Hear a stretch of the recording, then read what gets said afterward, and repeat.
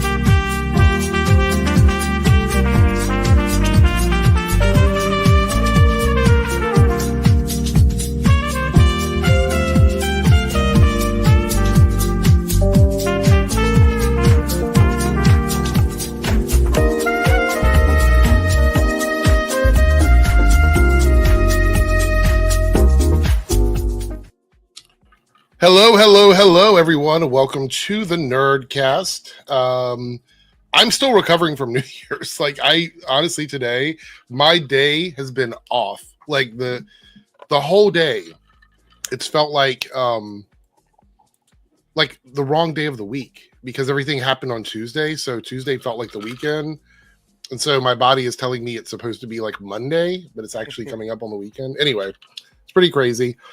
Tonight we are joined by Paigey on my left, and we have 3Dub in the corner there, who just got back from the store. So, did you buy? I'll say, did you buy something? Is that why you went to the store? Or did you go get fuel for your vehicle? What did you do? So I got fuel. Oh, we're gonna say Paigey. I was gonna say you might have to remove that microphone from your ass, throw it up because didn't hear one. Oh yeah, it sounds weird. Yeah. Can you hear me now? Yes, I don't know what it was before. It might be the distance. Oh yeah, probably.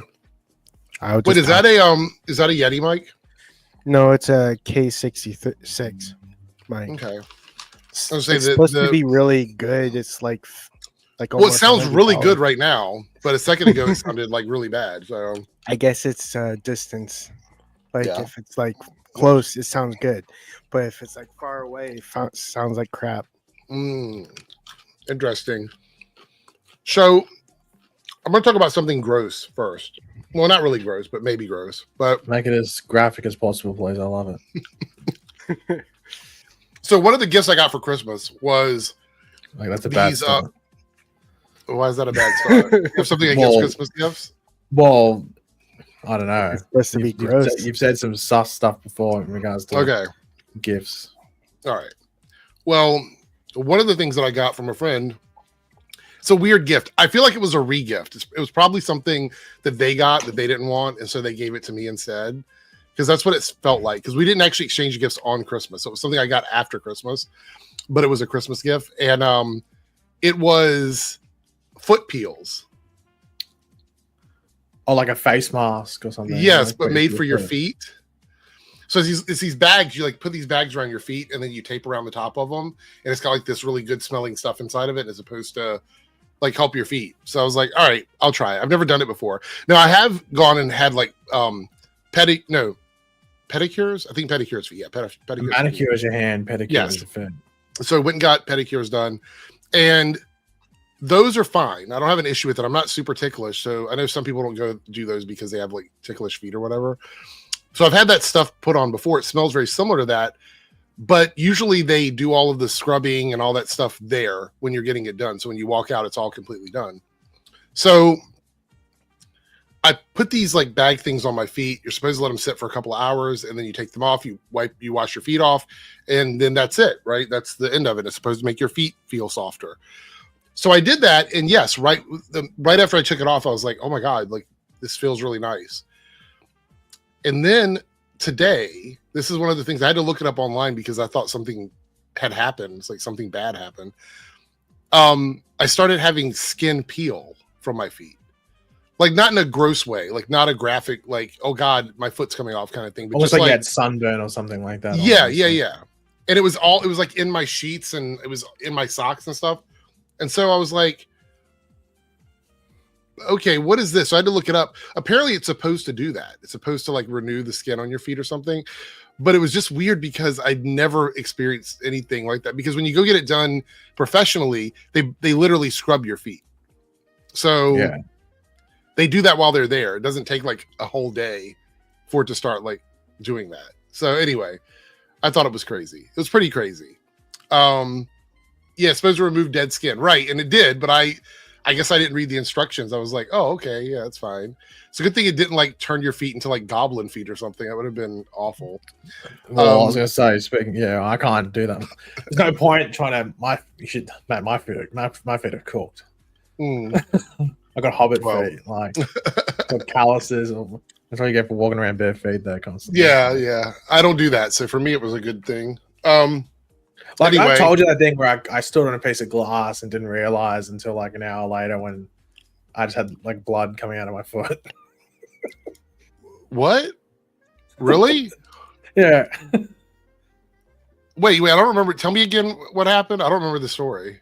I stood on a piece of glass, like up near my big toe. I didn't realize until I got home and walked on carpet and I left blood on the carpet. Weird. This was when you at your old place, right? Yeah, this was about like 2 years ago, maybe? Like 2 years ago? Might have been during COVID, because I was like peaked me, just not paying attention, I guess. Anyway, worst foot experience, though, was jumping into like this river thing. It was like almost like a waterfall sort of thing when I went camping when I was like 11 or 12 or something. And to get out, you had to like climb up these like rocks and stuff. And if you like, they had like pretty much if you jumped into the water, you're committing yourself to like, okay, my feet are going to get cut up, because on the side of the thing were like barnacles and oysters and stuff. So you're going to cut your feet open no matter what, just how bad your feet got cut open. And I remember my feet got cut up really badly.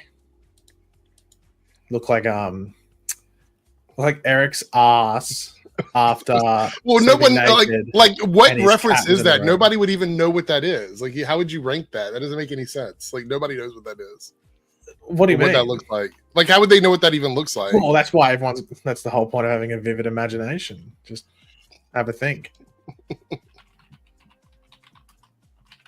Or it could be like the time that Eric got lost wearing his chaps and walked through that never happened. So you're making lies up. That never happened. Just a hypothetical situation. Right. Well, that would never happen. That would never happen. Oh, well, never say never. Okay, we have a couple comments in the chat that I want to address, and we have a super chat, and then we're going to move into the first topic. This has gotten really dark very quickly. No, it just got very, honestly, borderline sexual. Like, if we're going to... did it? Well, we're not even 10 minutes in, so chill. Well, yeah, but aren't we late? So it's like... Chill, no. Dev says, updates on the Conspiracy Theory podcast. It's going to be this month. That's when I said it was going to come out this month. We just have to record the episodes. I just have to get that done. Eric wants to wait to see if there's anything surprisingly political that happens. No, I'm actually excited because the drone thing came and went. You know what I'm talking about? The drone, like the idea of the drones doing weird shit. Like nobody's talking about that anymore. So I think we can cover even like modern stuff like that. I think that would be a lot of fun. We'll do some classic and modern stuff, but those will start this month. I just have to set aside time. Honestly, up until Tuesday, I had no free time. I had none. Like I was doing like 4 live streams a week, making videos. I was doing multiple gigs. I was DJing my normal shift. I was doing holiday parties. It was just one of those things where I didn't have time. So just one of those days, week, I guess you could say. Yeah, just one of those days. The 5-hour stream is going to be on the 11th. The 5-hour stream is going to be on the 11th. I think I already told everybody that. So not this Saturday, but next Saturday. Can I nominate a month-long goal? I think people would get around it as well. Okay, you can do one. Like this one, I didn't really have any ideas for it. So yeah, we can do something. If Eric hits his month-long goal, he will purchase a Fred Durst red hat and wear it backwards. I'm going to specify that. How many people do you think know Fred Durst? You know that's a really dated reference, right? Come on. I'm looking it up right now. See? You don't know who Fred Durst is? It's a very dated reference, Paige. It can't be that dated. Come on. I think you're growing out of the. You got to remember now. You got to talk about Riz. You got to talk about Charlie XCX. You got to talk about Jack I know Harlow. who Limp Bizkit is though. Right. So I just anyway, don't know the artists' real names. Yeah. I also addressed this as well. The Penguin review is going to be a live stream. I'll probably do that. The Penguin review will be a separate thing, but it will be covered in the 5-hour stream. So in that 5-hour stream, we're going to do all of the things that we had talked about. I'm going to split them up into separate videos. So if you want to watch it live, you can on the 5-hour stream. Or if you want to wait till I chop it up and release it that week, you can do that as well. But I'm going to do the Penguin review while Boba Talks is on the stream. So it'll be myself and Boba talking about it, and then anybody else that's watched Penguin can join in if they want as well. So that's when that's coming. So there we go. We did have a super chat about 3Dub. This is funny because we were wondering the same thing. Naruto with a $5 super chat says 3Dub sticking around this time or ducking out after a few minutes again. Yeah, I had to go save the world. I was gonna say, yeah, you just vanished. Like you were here. You were here twice. It's like you cloned yourself or something. There were two of you, and then you were just gone. And it really sucks. You missed the Superman ranking where we talked about. I was Smallville. so mad. I'm like, yeah. I'm also afraid to look. Well, if you were here, you probably could have given us some answers to questions. We had questions about like when certain things were worn and what it was and what season it was in and all this stuff. So you would have had answers to all those questions. I'm pretty sure you would have known off the top of your head. Do you have those questions available? Yes. No, you missed it. You'll have to make sure you do it next time. Dino Dragon said, I'm 25 and have no idea who Fred Durst is. Look at that, Paigey. Come on. Maybe we should do a Limp Bizkit inspired stream, which could be the Fred Durst cosplay. I'm sure Paigey knows who NBA Youngboy is. I've heard of him, but I don't specifically. Maybe, I think I've heard one of his songs and stuff. The quote unquote conspiracy theory podcast, we will talk about UFOs on that as well. We've already kind of talked about some of the topics. Do you think that new meme would fold into it or no? You want to use that meme somewhere, so might as well use it there, I guess. I still don't get it, but I think that's the whole point. You're not meant to get. Maybe it's just. I don't know. I can't believe you don't find it funny. I find it hilarious. I don't know why though. It's just funny. All right, so let's jump back over here to the live chat. So, okay, you guys see there's a poll up now. If we hit the goal tonight, what are those 4 things we'll do? The 4 possible options are MCU villains ranking list, the MCU hero ranking list, DCEU villain ranking, which is kind of unique. We've never talked about the DCEU villains, or an Arrowverse villain ranking. So vote on those, and if we hit the goal, one of those will be the next ranking stream we do. So get into it. You guys really like the ranking streams. I think they're a lot of fun. So you get to pick what it is. You get to hit the goal. I think it's a really good thing. All right. With that being said, let's go ahead and bring up some of our topics for tonight. We got a few things to talk about. Before we get to the main one, which is the DCU Batman stuff, has everybody watched Creature? Well, I know 3W, you haven't watched it, so I'm not going to ask you. Paigey, have you watched Creature Commandos this week? Yeah, I watched it yesterday as soon as it came out. I did see about the Batman stuff. So okay, good. So that's what we're going to talk about. We might talk a little bit about the episode, but I kind of want to talk about the Batman stuff. So we'll get there in a few. We have a James Gunn video as well we're going to watch. So all right, first thing first, we have to play the little thingy, the little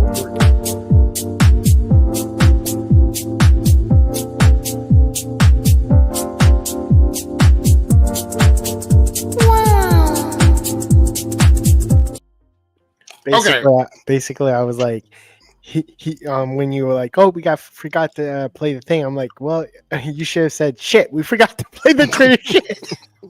Yeah, maybe. All right, our first topic is fun. This is interesting, and I have a theory on why they're doing this.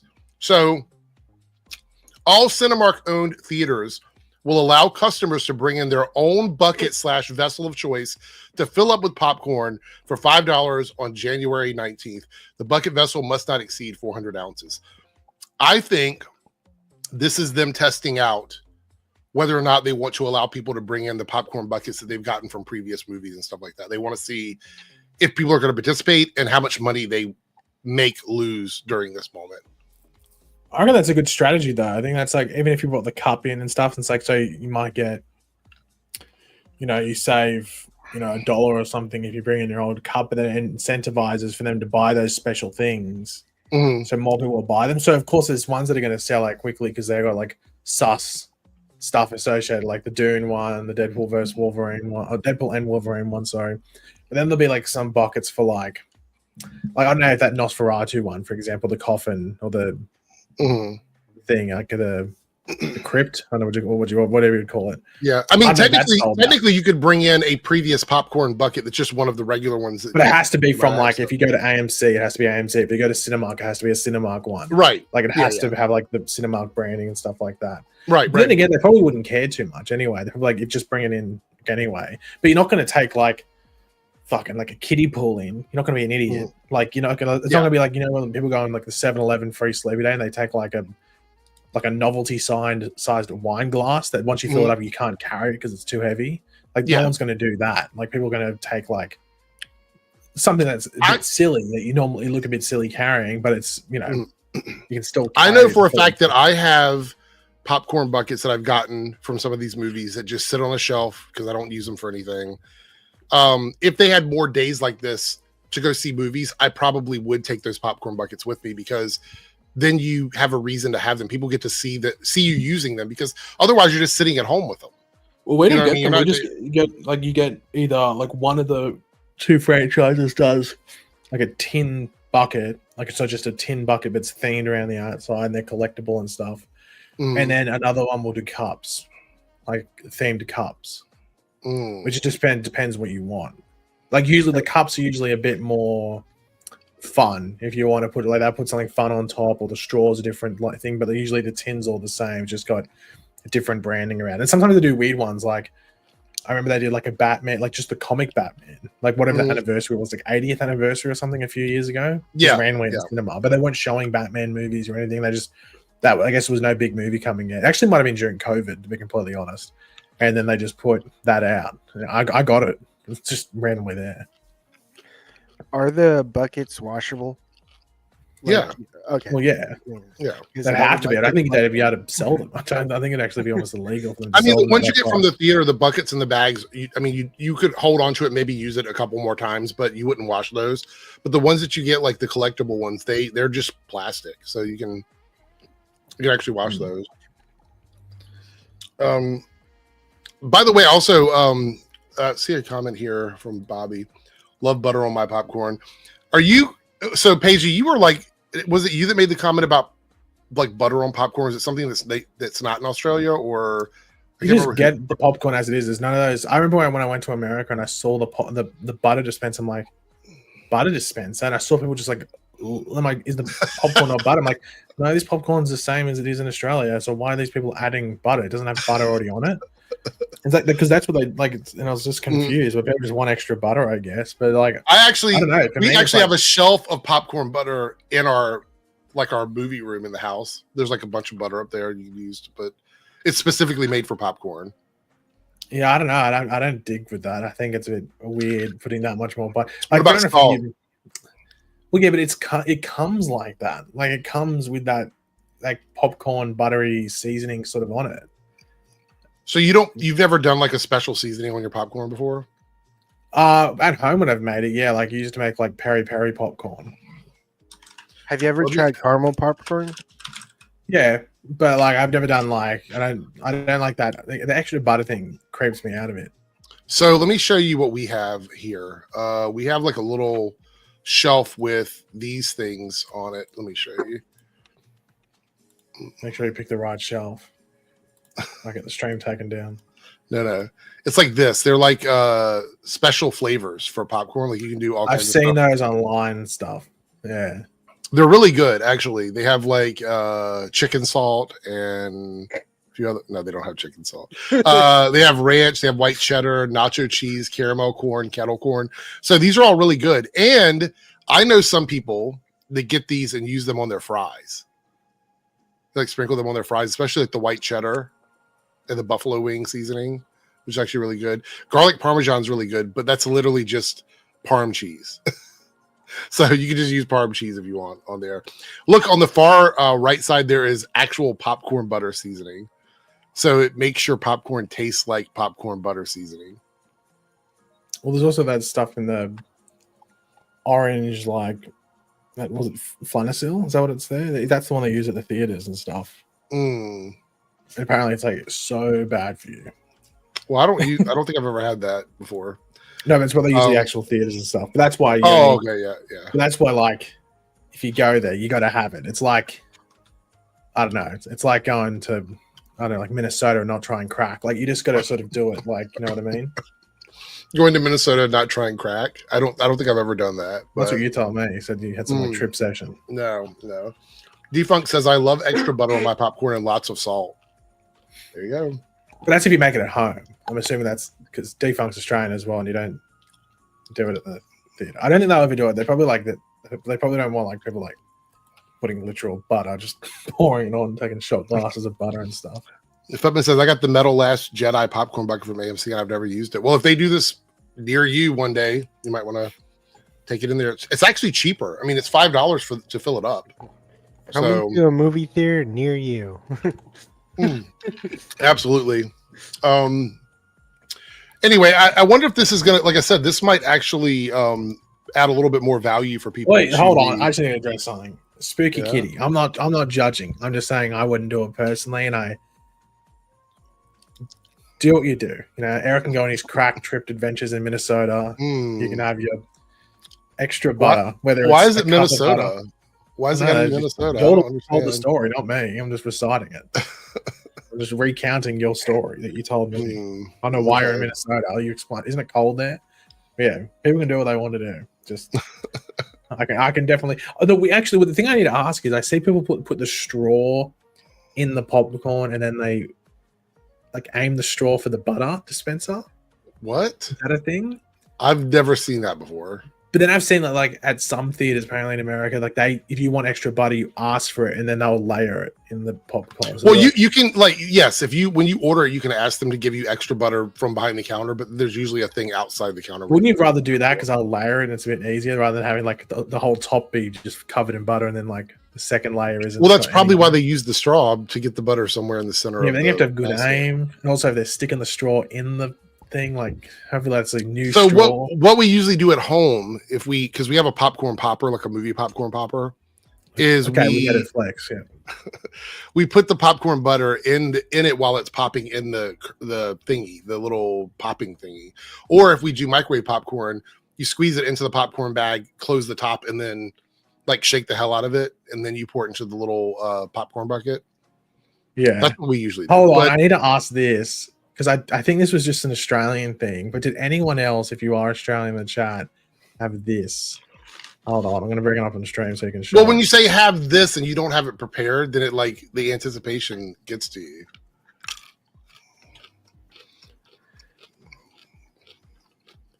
Is that something? It's a popcorn maker. And I was going to say, it looks like. Yeah, I was going to say because it looks like it comes out of the mouth like a. And the red hat, you'd flip it and you put butter in there and melt the butter as the popcorn cooked, and then you pour the butter on. Did anyone have this when you were young, like, or even like just have it? It was like I've never seen it before, but yeah, it's Sunbeam, so I think it's an Australian company.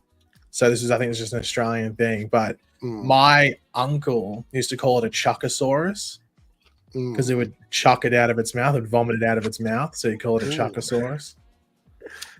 I think it would sell more if the dinosaur was upside down. I think I'm 99.97% sure my mum still has this, but we lost the red hat.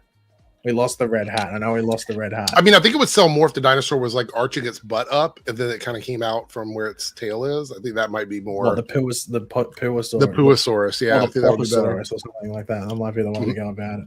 Yeah, for sure. Is this late 90s? That's what Jonathan's asking. Yeah, I've had it since I was a kid. So like 90s, like late 90s. Yeah. So, all right. So next topic is let's do this one. I saw this come up. Americans, not Australians, Americans spend 23% less on streaming services in 2024. Any thoughts on this? I don't have a streaming service, so I guess I'm one of the 23%. Yeah. Well, it's probably because like people just, I guess they dropped one or two, or maybe dropped one of the more expensive ones like Netflix or Max. Mm-hmm.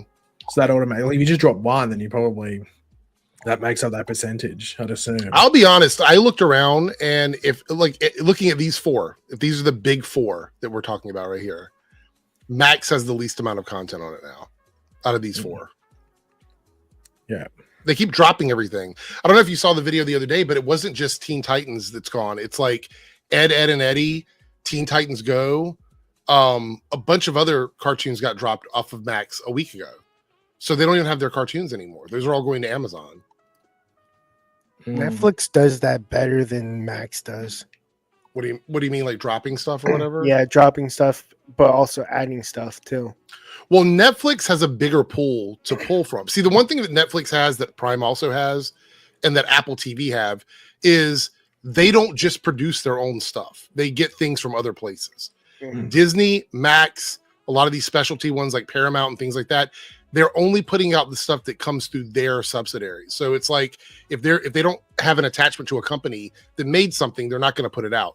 Netflix is the biggest in terms of like variety of content. There's just no competing with Netflix when it comes to their catalog. It's the biggest one.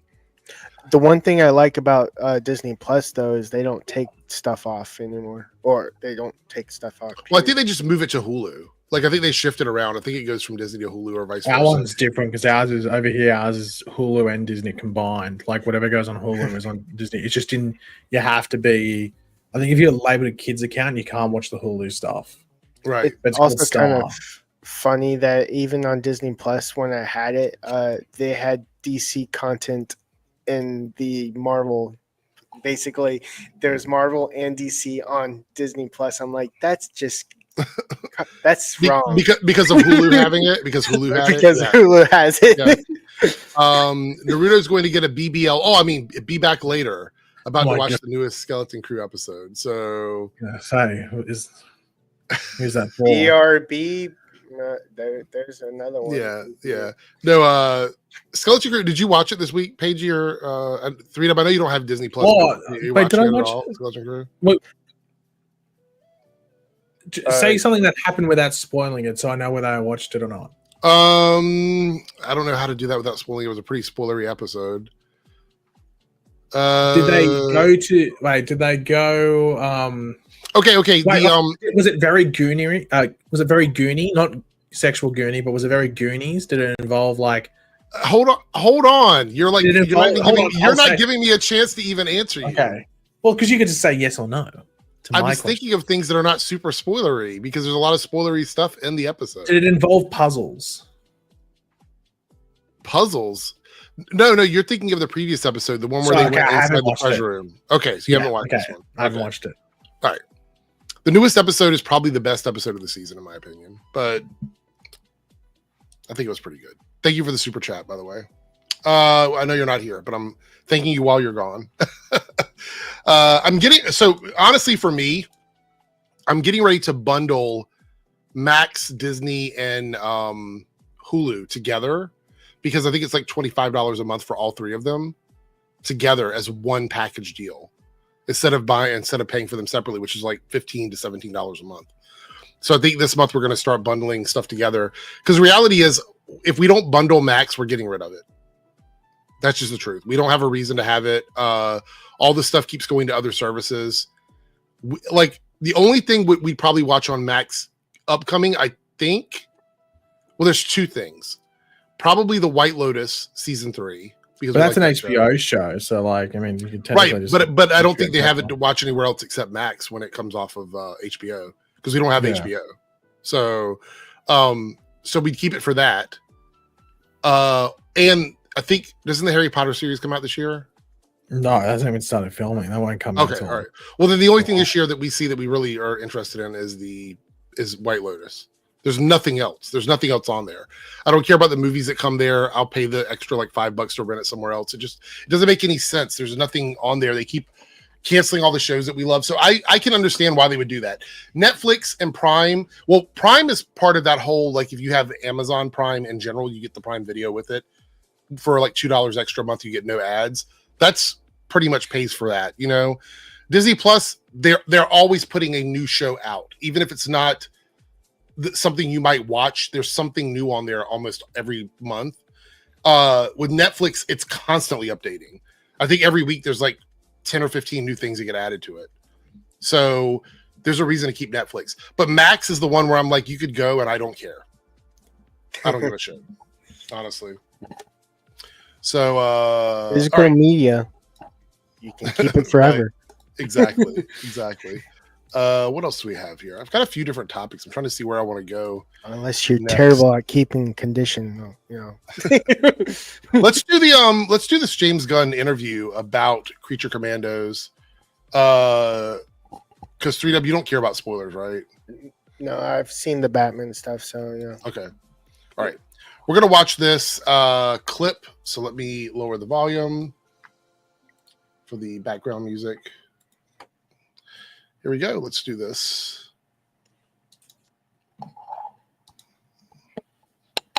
Let me know if you guys can hear it okay when I start it up. Hey, I'm James Gunn. And I'm Dean Laurie, and here are some of our favorite references and Easter eggs from episode 6 of Creature Commandos.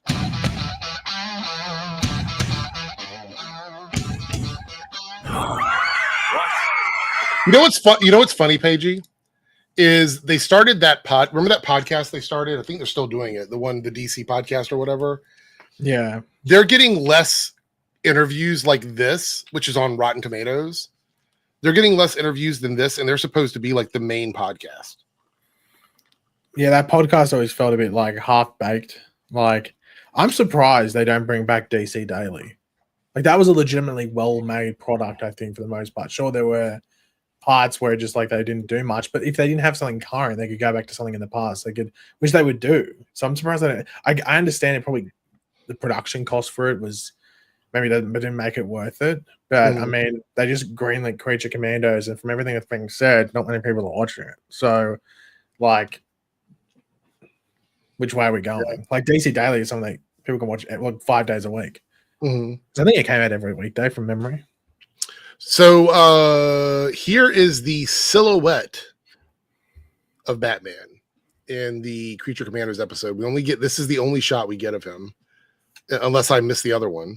No, I think that's unless you include dead Batman from a couple of episodes ago. Right. Impaled Batman. So he's going to talk about this design overall. We're going to get to that. But initially, I want to talk about my thoughts on what I'm seeing. This, to me, resembles Ben Affleck's Batman.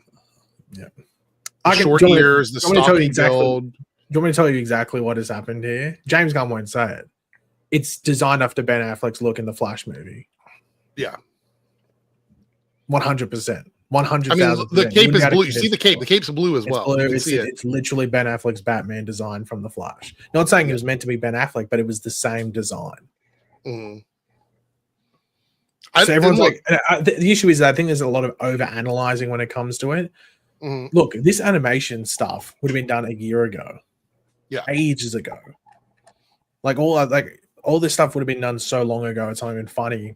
To the point where he wouldn't have had an idea of it. So I think, and it might not have been Gunn specifically saying and design it like Ben Affleck's Batman, but I think the animators did it, and then Gunn was like, "Oh, maybe that looks a bit too much like it for now, so we'll bring it down a bit. We'll just add a lot more of a silhouette here." Because the fact you hardly see him when the lightning goes off is like, hold on, what's going on there? Like you should be able to see him pretty clearly when that lightning goes off. Do you think they're going to make the suit kind of like have 3 different versions compiled together? Like you just have the blue, the blue. When they first gave it to me, we saw a lot. Hold on. I'm sorry.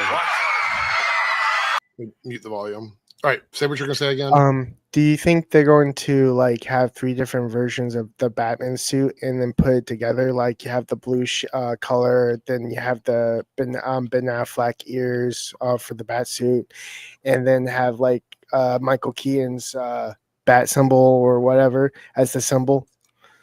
Like 3 different. You mean like an amalgamation of all the different Batman? Yeah, basically. I don't know. So I have the Kingdom Come suit. So in this interview, he kind of talks about the thought behind this. So I don't want to jump ahead to what he says, but I will say that for me personally, I just want it to look comic booky. I don't want that over-designed, street level, heavily armored Batman that like has stuff on to block knives and things like that. I want a comic booky Batman. The closest thing we got to that, in my opinion, was that Ben Affleck Batsuit, the gray and black one. I think that was the closest one that we got to that. For me, it was Michael Keaton because it had no like tacky. But it was still all black. I don't want the all black suit. True. I want gray and blue. That's what I Well, want. there's also the Adam West one. Would you say that was more? Okay, actually, yes, that was very comic book, like not necessarily the cowl, but the color scheme was comic booky. What I would like the suit that Ben wore, the actual black and gray suit, not the tech suit, not the suit from the Flash, the black and gray suit that he wore. I would like something like that, but in blue and gray. That would make me very happy. And a yellow Simbo, yellow belt. That would be perfect for me personally. It is yellow. Huh? It looks like it is yellow. Yeah. That's what I'm saying. Like, that's what I want. And also people are saying it's the white eyes. And I noticed that Temple pointed that out here. I don't know if that's just for the cartoon or if that's the way that's just for animation. They're not, if they do the white eyes in live action, I'd be shocked. I was shocked that they did it with Wolverine. Let's be honest. Yeah, but I think the Wolverine thing proved that it doesn't work. It worked for me. Right. Let's see what he has to say. He's got some interesting stuff in this short clip. When they first gave it to me, we saw a lot more Batman. And I was saying, I am not ready to commit to that. I'm not ready to commit to that. I'm not ready to commit to that. So I just like more silhouette. So basically, that's why it's very hard to see what the suit looks like. Because and also we have to acknowledge the elephant in the room with it as well. What's that? I don't think he knows if he's going to put Robert Pattinson's Batman in his universe or not either. You still think he's on the fence about that? I don't know if it's specifically him. I think Warner Brothers might, because despite Gunn always saying that he's the head of DC Studios, he's still under Zaslav. He's still under that. Like, they still are his bosses. So he might be the head of DC Studios and get to greenlight things, but it might be the still, like, in regards to that. And also, I just don't see them running two Batman franchises at the same time. So he's got to wait until Matt Reeves gets his thing done, or combine it. I don't see them running two at the same time. Elseworld went down the drain. Somebody's saying, what's our favorite bat suit? I'm trying to find the design that I like the most, because I like it's not necessarily the classic design, but it is more, let's see, probably, let me pick this out here.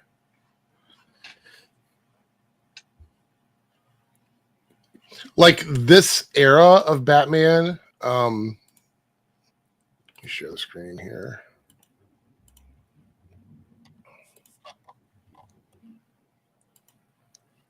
So like this era. Can you guys see it okay? Is it working? Not showing us anything. There it is. All right, there we go.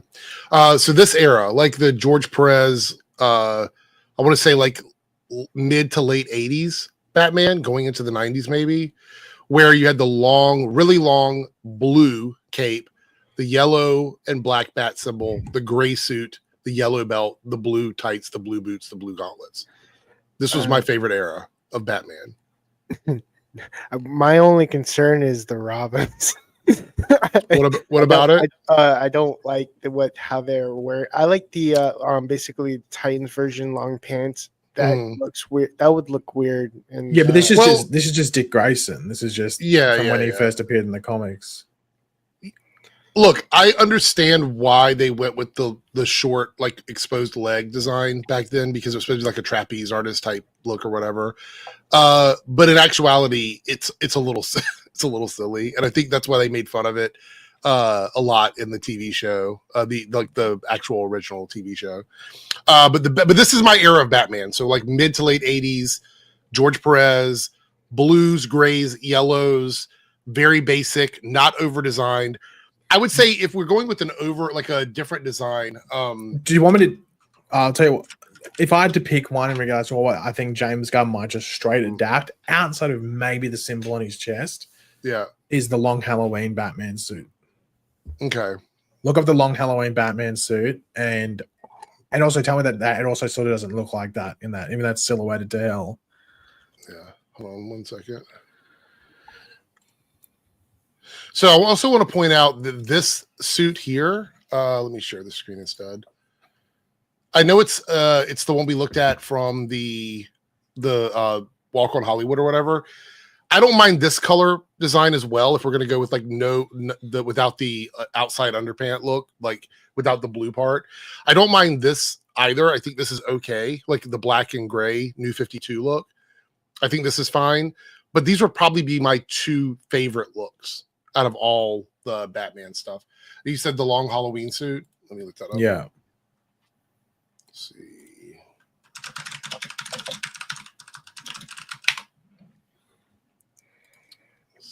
Here.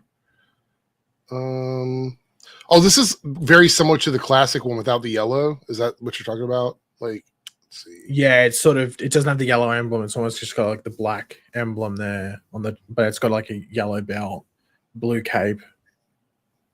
Let's see. I think this is a good shot here. We can kind of see it here. Open image, new tab. Downsize it. It was like super big. All right, there we go. So I think this is the one you're talking about, right? This one? Well, I think that's from the animated movie, but it's similar. It's that, but it's like blue cape. Right. Yeah, but the design is this, the without the yellow bat symbol and like hold on, like this. I'll show mine quickly. I just found it good. Oh, fuck, I found some comic book panels, but they were too dark. That was the one that I was like, it looks a little dark. Yeah. But yeah. But it's like the bluish tint to it. Yeah. And then like they just might change that logo in the middle and maybe I wasn't a big fan of the really big spiky ears. I think it's a bit silly. Like I think you'd bring it down. I don't want them too short, but I don't want them too long. I like them like somewhere in the middle. So and also I think Gunn fucking John. I think Gunn likes Jeff Loeb. And that's Long Halloween. So yeah. Okay. All right. Let's continue with this the video here. And I think it's a great way to show that Batman does exist. He already exists in this universe. Just like when we come to the Superman movie, we see that Superman already exists. He's already known by the people in Metropolis. And so he's, we don't need to hear the origin story again. I agree with that. I don't want Batman origin story right away. I don't mind a flashback, but I don't want it in the beginning. And I think he probably is Gunn using his words. I think he'll probably, whatever's in the Batman thing, they'll address the origin, like they'll mention his parents dying and stuff. I have an issue with Superman not having an origin story, to be completely honest, because if a 12-year-old kid goes and watches Superman next year, what's their reference point for Superman's origin?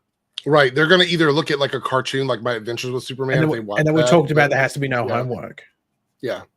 So what's the kid meant to like just Superman? Oh, that's a good point. So if there's no homework, then how are we going to know as like a younger audience, how are they going to know how these characters came about? Like we know, but they don't know necessarily. That's my biggest issue. Like I think Batman's fine to an extent, but that's just because there's so much Batman stuff. But even then, I think you still have to address it. But like Superman, when he said there's no origin, I'm like, are we sure about that? Like, even though I think there's still going to be some references to it, I think just saying, we're not going to do an origin story for it is just a bit like, hold on, but what's a 12 to 16-year-old kid's reference point for Superman's origin? Right. I think they're going to be like mentioning it in words and aside for like we're not actually showing it, maybe even a glimpse of it, like if he's like pausing for a dramatic, looking out in the distance, basically, and then. Well, that's the thing. So I disagree with that. You say you want it through words. I think I'd like it through interpretive dance. I think interpretive dance and the origin through that, like almost like a Swan Lake type. I'll walk out of the theater if that happened. I think I'd get up, but I think I would applaud. And honestly, I think if it was Eric, he would get up and twerk. Like, let's be. I would not. Definitely would not get up and twerk. Definitely. What if it was like Lance would? Some sort of Lance would. Minaj or something? Lance definitely would. Lance would 100%. All right. I think Lance would do more based off his Twitter replies. He might get down on his knees and do something. But anyway, you'd be like, yeah, he would definitely. I see Cameron's got a super chat as well. Let's do these quickly. Lone Wolf for the member chat. Member for 50 months. Thank you so much, Lone Wolf. what if they use the Justice League Batman costume, like the one from the Justice League movie? Is that the one you're talking about? I didn't mind that one. That one was okay. I mean, it's the one that has the like the I think weird he's talking about goggles like and whatever. I think the animated series. It's like the Justice League no. and Justice Oh, League I would Unlimited. totally be okay with that one. Yeah, that would be fine with me. I like the. I mean, they could even use the one from the Batman animated series, which is essentially just a slightly different version. But I like Batman's cape to feel like it's a part of what he's doing with the suit. So like, yes, like was it yesterday we were ranking Superman suits? Like the cape on Superman doesn't need to be all the way down, dragging on the ground, right? But it makes sense for me for Batman to have this ridiculously large cape because he uses it for all kinds of things. He uses it for shielding, he uses it for gliding, he can use it in combat, he can use it for cape tricks like Supergirl did in her show. But yeah, no, I like Batman with a extra long cape. So you know what pulled me out of watching the Batman is how he flies, how he glided off the building. I was like, no, don't. Wait, Batman, the most recent movie? Yeah, the most recent movie where okay. he basically became like a balloon. Mm. I was like, no. Cameron dropping $2. Thank you so much, Cameron. I appreciate it. Static Shock has gone on Max too. Yeah, they're gutting their animation. If you go to the animation section, it's just a lot of random stuff. It's not even cohesive anymore. I still feel like Max or David Zaslav is selling off the company piece by piece. He's doing it with IPs. We'll see like full on. I wouldn't be surprised if he tries to sell like full brands at a certain point. Well, he is going broke, so It's true. All right, let's continue. So yeah, that's just a way to introduce that Batman is a part of this universe. He's an important part of this universe, and he has an impact on it, including defeating such pretty dangerous, scary people like Phosphorus. Is pretty tough. Here we go. Let's see what he says. This is the DCU Batman. Listen, I gotta tell you, I just love Batman. I love him. I've loved him since I was a little kid. He's one of my favorite characters. I've gone on record in the past when I was at Marvel saying my favorite character is Batman. I love him, and we're gonna do great things with him. He's the most popular superhero in the world, and that's actually false. Spider-Man is, but we'll let him ride with that. I can't wait. I wouldn't have minded if like James Gunn's favorite character was a bit more, at least obscure. He picks them like not obscure, but just like not Batman. I think I'm like, yeah, but like okay, so James Gunn, if you look at like what he's greenlighting, what he's putting in, like Suicide Squad and stuff like that, you see all these like not necessarily obscure. You're right, that's probably not the right word, but lesser known characters or not as popular characters as the Trinity of DC, Batman, Superman, Wonder Woman. But it's funny to me that you're asking him who his favorite character is. It's Batman, and it's the character that he keeps delaying. You notice that? And the big theory is that he's delaying it to the point where Matt Reeves just gives up and just hands it over. Yeah, I mean, like he delayed Matt Reeves' Batman. Caped Crusader got moved from Warner Brothers to Prime, which I don't know if that probably didn't have a lot to do with him, but they moved that over. And they're not prioritizing the Brave and the Bold movie. So you're saying that's your favorite character, but you're giving us like Clayface. And Clayface is a character that you would probably have interacting with Batman, but we're not going to, even though Batman is already established in this world, but we're going to have a Clayface movie in Gotham with no Batman.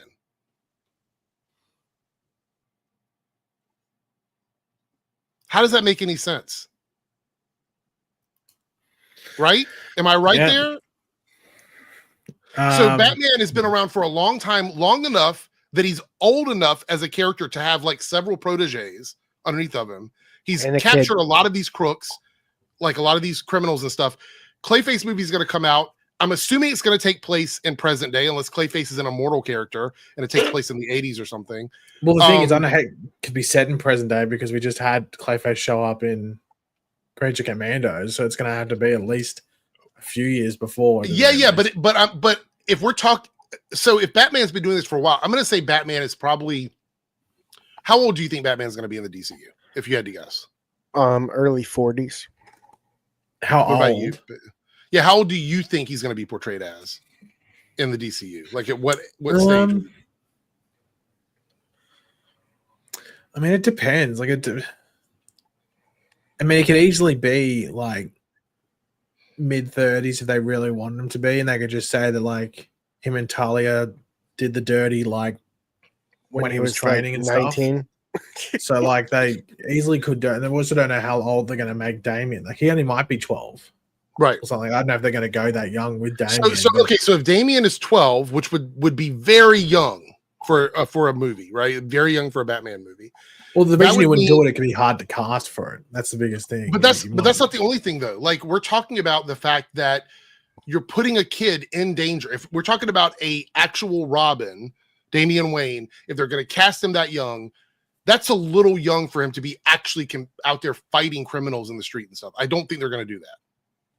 Yeah, but isn't that to me? That's the whole point of the Damian Wayne character, though. But I don't think they're going to go 12 years old. I think they're going 14. Yeah, I think it's going to be like 14, 15, somewhere around there. Like in that almost an adult age. There's no way they're going to have like 11, 12-year-old kid out there fighting with people punching and kicking them. How old's Hit Girl in Kick-Ass? But that's a different thing. No, but I'm just saying like they could use that as like the reference point. Yes, and I think in Kick-Ass that works. I don't think this is going to work in the live action DCU. I don't think he's going to be 12 years old. We'll wait and see. DJ Erickson the third. But even so, if we go as low as 12, say 12 is the age, and we're going to say Batman is in his mid-30s, that means that Batman has been in the game for at least 12 years, which means the Clayface movie, if it were to take place realistically at any point in chronologically where we are in the DCU, it would most likely be during the time that Batman is Batman. Yeah. So is he not going to be in that movie at all? Like we're not even going to see him in like a end credit scene. Who's going to stop Clayface? Who's stopping Clayface? Because he's not necessarily a villain. Because they said it's going to be like a tragedy story. He's going to be a victim in all this. Fine, but who's going to stop him? Also, like who's his antagonist? Well, I think you're still going to get, but they can just do Clayface where it was said 5 years ago, and Batman's just Batman, but it's 5 years ago. But there's no Damian Wayne at that point, because Damian Wayne hasn't come back into Batman's life at that point. The one thing you just brought it up there, and I am getting, it's sort of like, I'm sort of like over it with Creature Commandos so far with them. Like, we're just going to repeat the same thing, but making every villain have like a victim story. Mm-hmm. Like, can't like a person just be evil? Right. None of them are actual villains. None of them are. And even Clayface. They pushed you into a life of villain. I'm like, can't someone just be a bad person? But that also makes it a lot harder for heroes to be justified in the way they're treating these characters. Because if you have a villain that's got some sort of traumatic story and they're facing off against the heroes that are supposed to be the good guys, and you see the good guys going after these characters who have like these tragic backstories and locking them up and beating them up, that's also not great. Well, it's also not even. It's also the fact in the Dr. Phosphorus one, I guess, just whatever. Like this crew is just like being a pain in the ass. Batman's not stepping in and doing anything at all, and then as soon as Dr. Phosphorus starts making a name for himself, Batman shows up. Yeah, yeah. That's I mean, thing I'm pretty sure that Nina's also going to have a tragic backstory. I don't think. Well, she's the only one going into it where I thought they might make her like the one where she's completely just because based on how she looks. Mm. Like every week on that show. Look, okay, I like Creature Commandos. I think the episodes are really well done. I think the animation is good. I think it's extremely violent, which I think a lot of people enjoy that, and that's fine. But it is a lot of these people are all unfairly locked up. All of them are. They're all products of their environment, and no one was actually a bad person. Which, to be fair, maybe it's just this group that we're in, just these like 6 characters, maybe, right?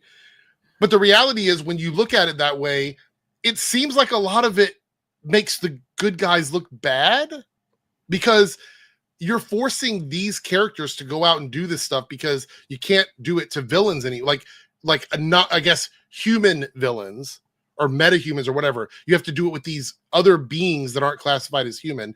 So you're out there doing that with these characters, which, by the way, is Weasel actually a person? Because that's the only thing I was wondering, because I was wondering if they're ever going to dive into because the fact Dr. that, Phosphorus is still a person, right? Well, it might be something they do in season 2. But in the comics, like one of the big things with the Creature Commandos or Task Force M is that they make people into monsters. But that might be what the Nina Mazursky storyline is about. They might actually tap into that. If we're talking about Creature Commandos, there's only a couple of those characters that I would classify as just not human. GI Robot is one of them. Clearly, just a robot, not a person. That doesn't mean they don't have feelings or they're not, self-aware or whatever. It's not a human, right? I would say that the Bride, even though she's an amalgamation of things, just like Frankenstein's monster is, still not technically a human in that way. But you look at someone like Dr. Phosphorus, he was a human, and him being what he is now is no different than a human being a metahuman, in my opinion. It's literally the same thing. Weasel, we don't even know. I know in the comics there was this thing about Weasel being a human that turned into this creature or whatever, which is fine. Still was a human at one point. I guess we're not going to, maybe we'll find out in season 2 that Weasel was a real person. I don't know. We don't know Nina's backstory or whatever. It's just a little bit difficult to think about the fact that every villain that Batman is facing off against didn't do it because they were someone that was bad. All of them were pushed in that direction. And I understand wanting to humanize villains, but it's the first thing in the DCU, and one of the first movies we're getting is Clayface, which they're going to humanize the character, and Batman's probably not going to show up. So, or if he does, he's just shown to come in and stop him quickly and whatever. If they do that, I am one Marvel fan. I don't have an issue with that at all. I think it's fine. I think if you want to take a couple of the characters on the team and make it seem like they're there unfairly, and the other characters who are probably actually guilty of just being bad people, and they are redeeming themselves, I'm okay with that.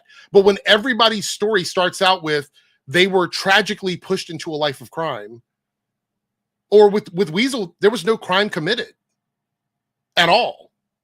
You know what I mean? Like, Weasel was just a victim of circumstance. The Bride didn't even ask to be brought to life. So I think there is some interesting stuff to be said there, but it really is weird. Now that you mentioned that, I didn't even think about that page until you just brought it up. Dino Dragon here says, I disagree. I guess you can have villains like that. It makes the fight more compelling. You have a villain who's done terrible shit. You disagree with them, even though bad shit has happened. I agree with you, but when it's every villain, that's my issue, is that when it's every single villain or every single quote unquote villain, that's when it's like, well, hold on. Is there any sort of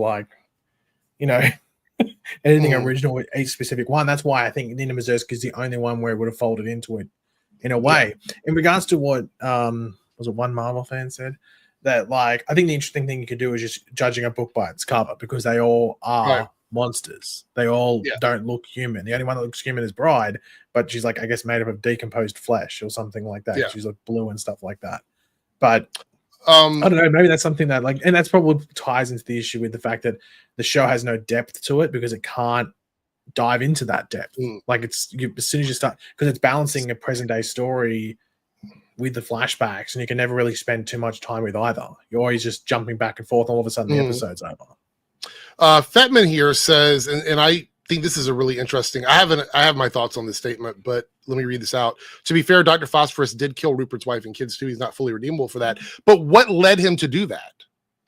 Why? He didn't just do it. It's not like he walked into their house and they were random. Well, I think that was like a tit for tat sort of situation. Right. He killed mine, so yes, though they were innocent, but he did it because he was pushed by Rupert, who made him kill someone that was innocent, and then framed him for, didn't make him kill it, but framed him for someone that he did, and turned him into a radioactive skeleton. So I'm not saying it for, that makes it okay that he did this, but what I'm saying is they gave him a catalyst for doing it, which means that he's not just a villain.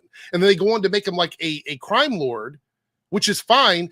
That's great. That story plays for me. Sounds good.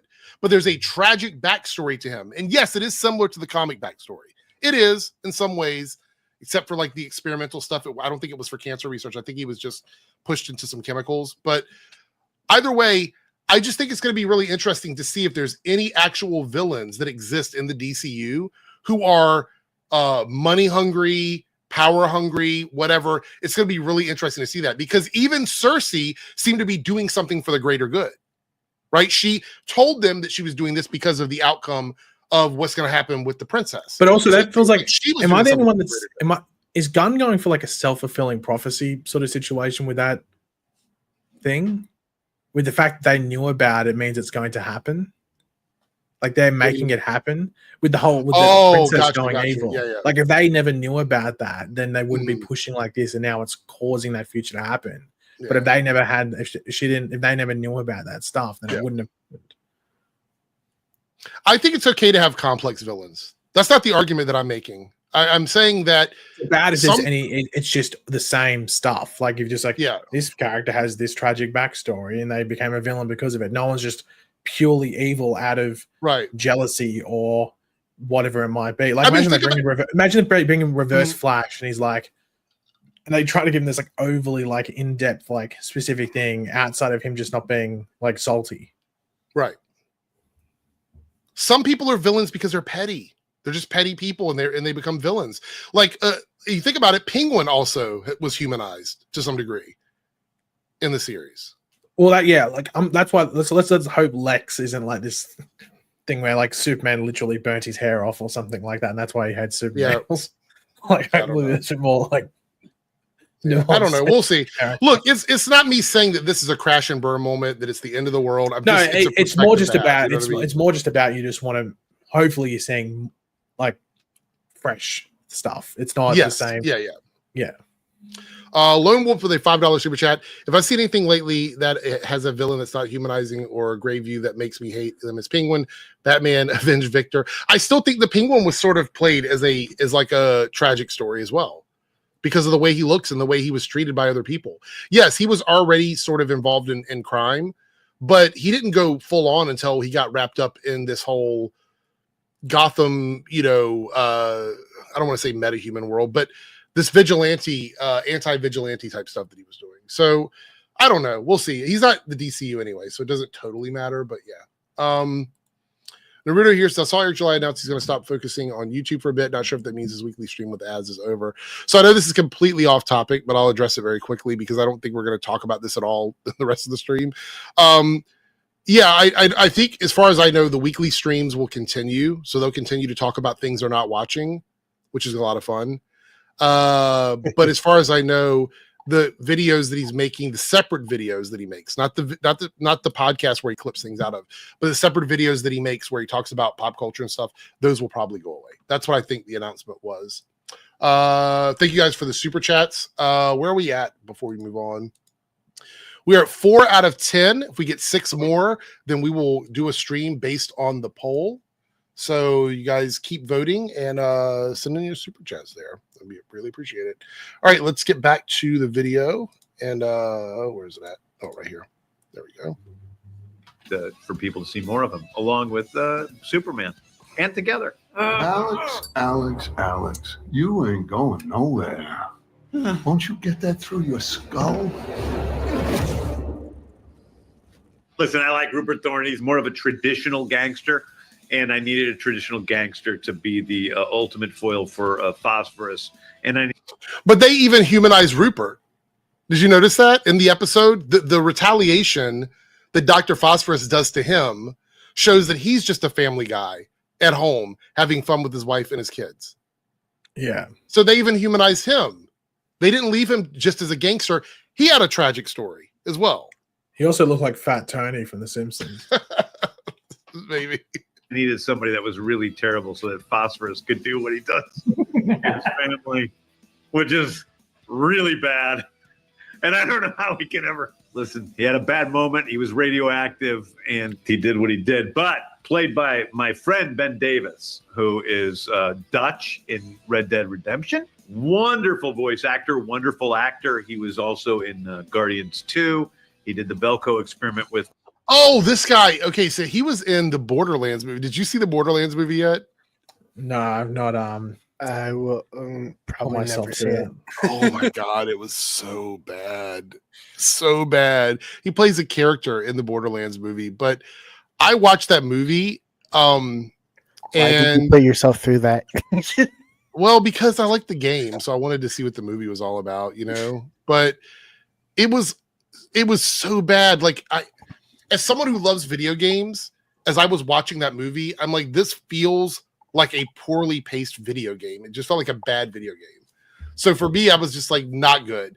But this guy was in it, and he's been a voice actor in a few other things. I think he was okay. Look, like Kate Blanchett, Jamie Lee Curtis, everybody was trying really hard in that movie. Kevin Hart, they were all trying hard, but it just wasn't in the cards for them. I've known Ben since the early 2000s when we were part of we were both involved with a theater company at that time. And Ben is also the one who introduced me to Chris Pratt. I know Chris because of Ben. Don't mess with Rupert Thorne. Say hi to your wife.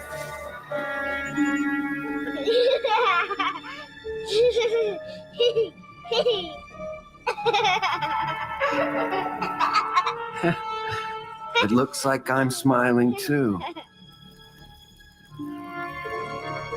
But I'm not. I think that was it. Yeah, that was the whole interview. He did mention in there that he seeing Superman and Batman together. Did you guys catch that? Yeah. So what are your thoughts on that? Like World's Finest, maybe? What are we thinking? Yeah, about? Yeah, and it wouldn't surprise me if Gunn's like, I want to make that movie. Like he wants to have it where, maybe try and redeem the Batman v Superman sort of thing and actually have a,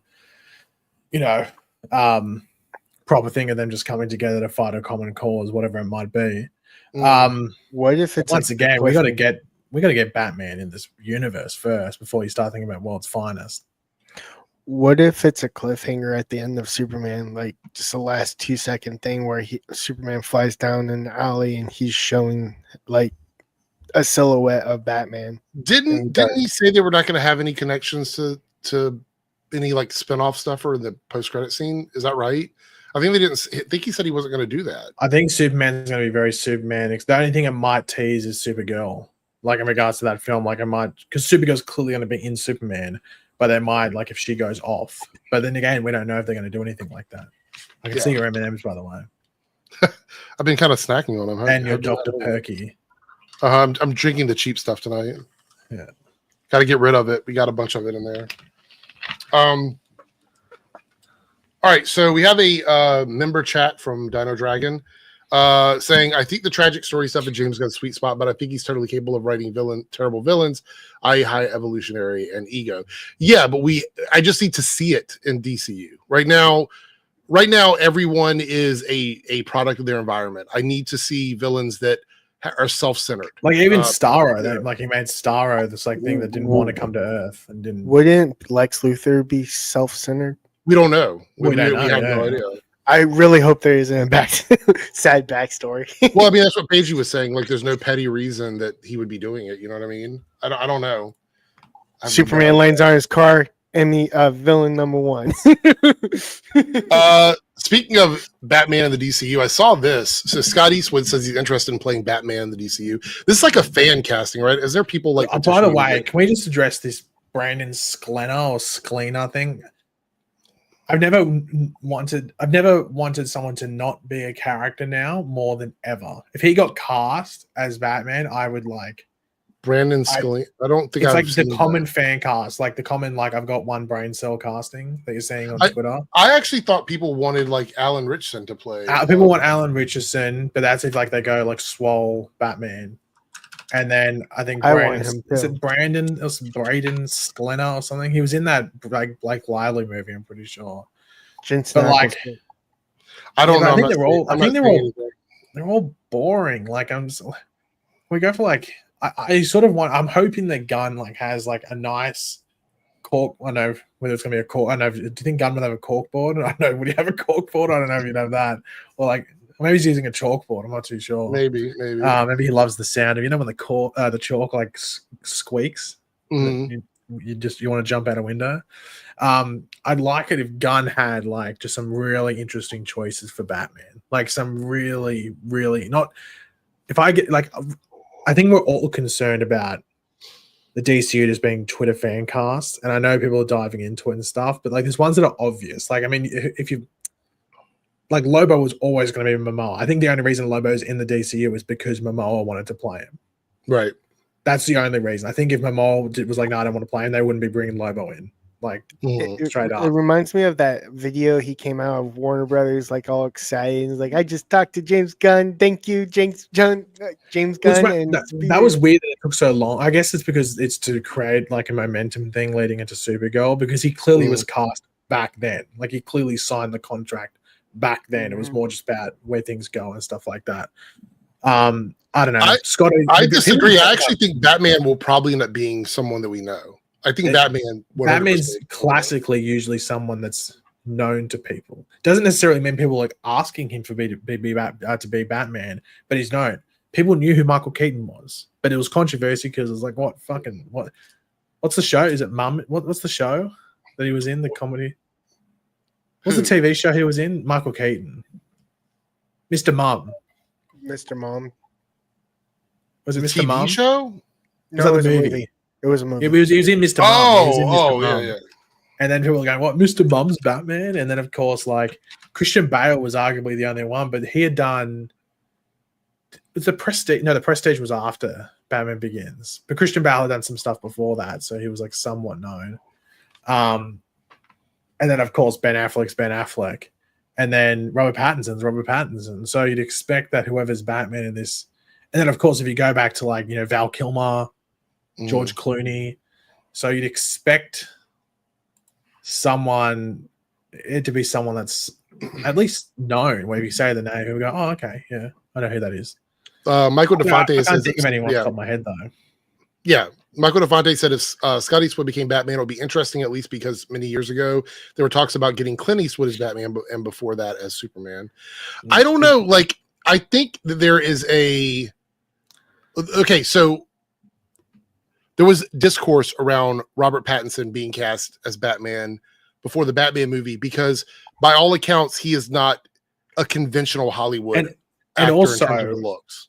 It's very important to remember when he was cast, he was jumping into a movie that originally Ben Affleck was playing the Batman in that movie. Like, Ben Affleck was playing the Batman. I still don't think he looks like Bruce Wayne to me. I don't think he looks like the comic version of Bruce Wayne. But the thing is that the reason that I'm fine with that casting Robert Pattinson is because Matt Reeves wrote the story thinking of Robert Pattinson in mind.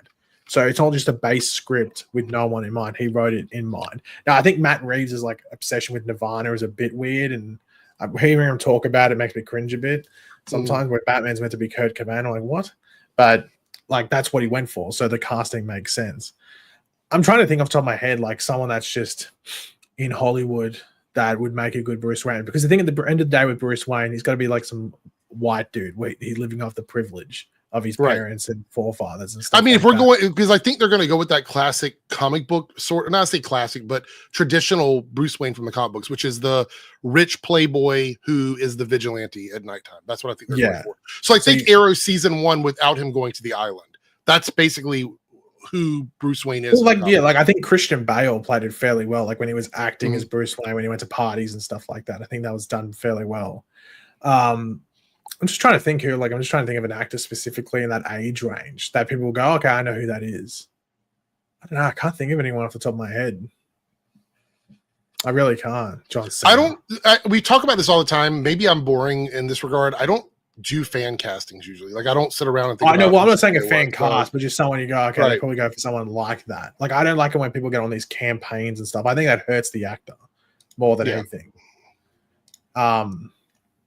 Yeah, I can't think of anyone off the top of my head. It's probably someone. Yeah, I don't know.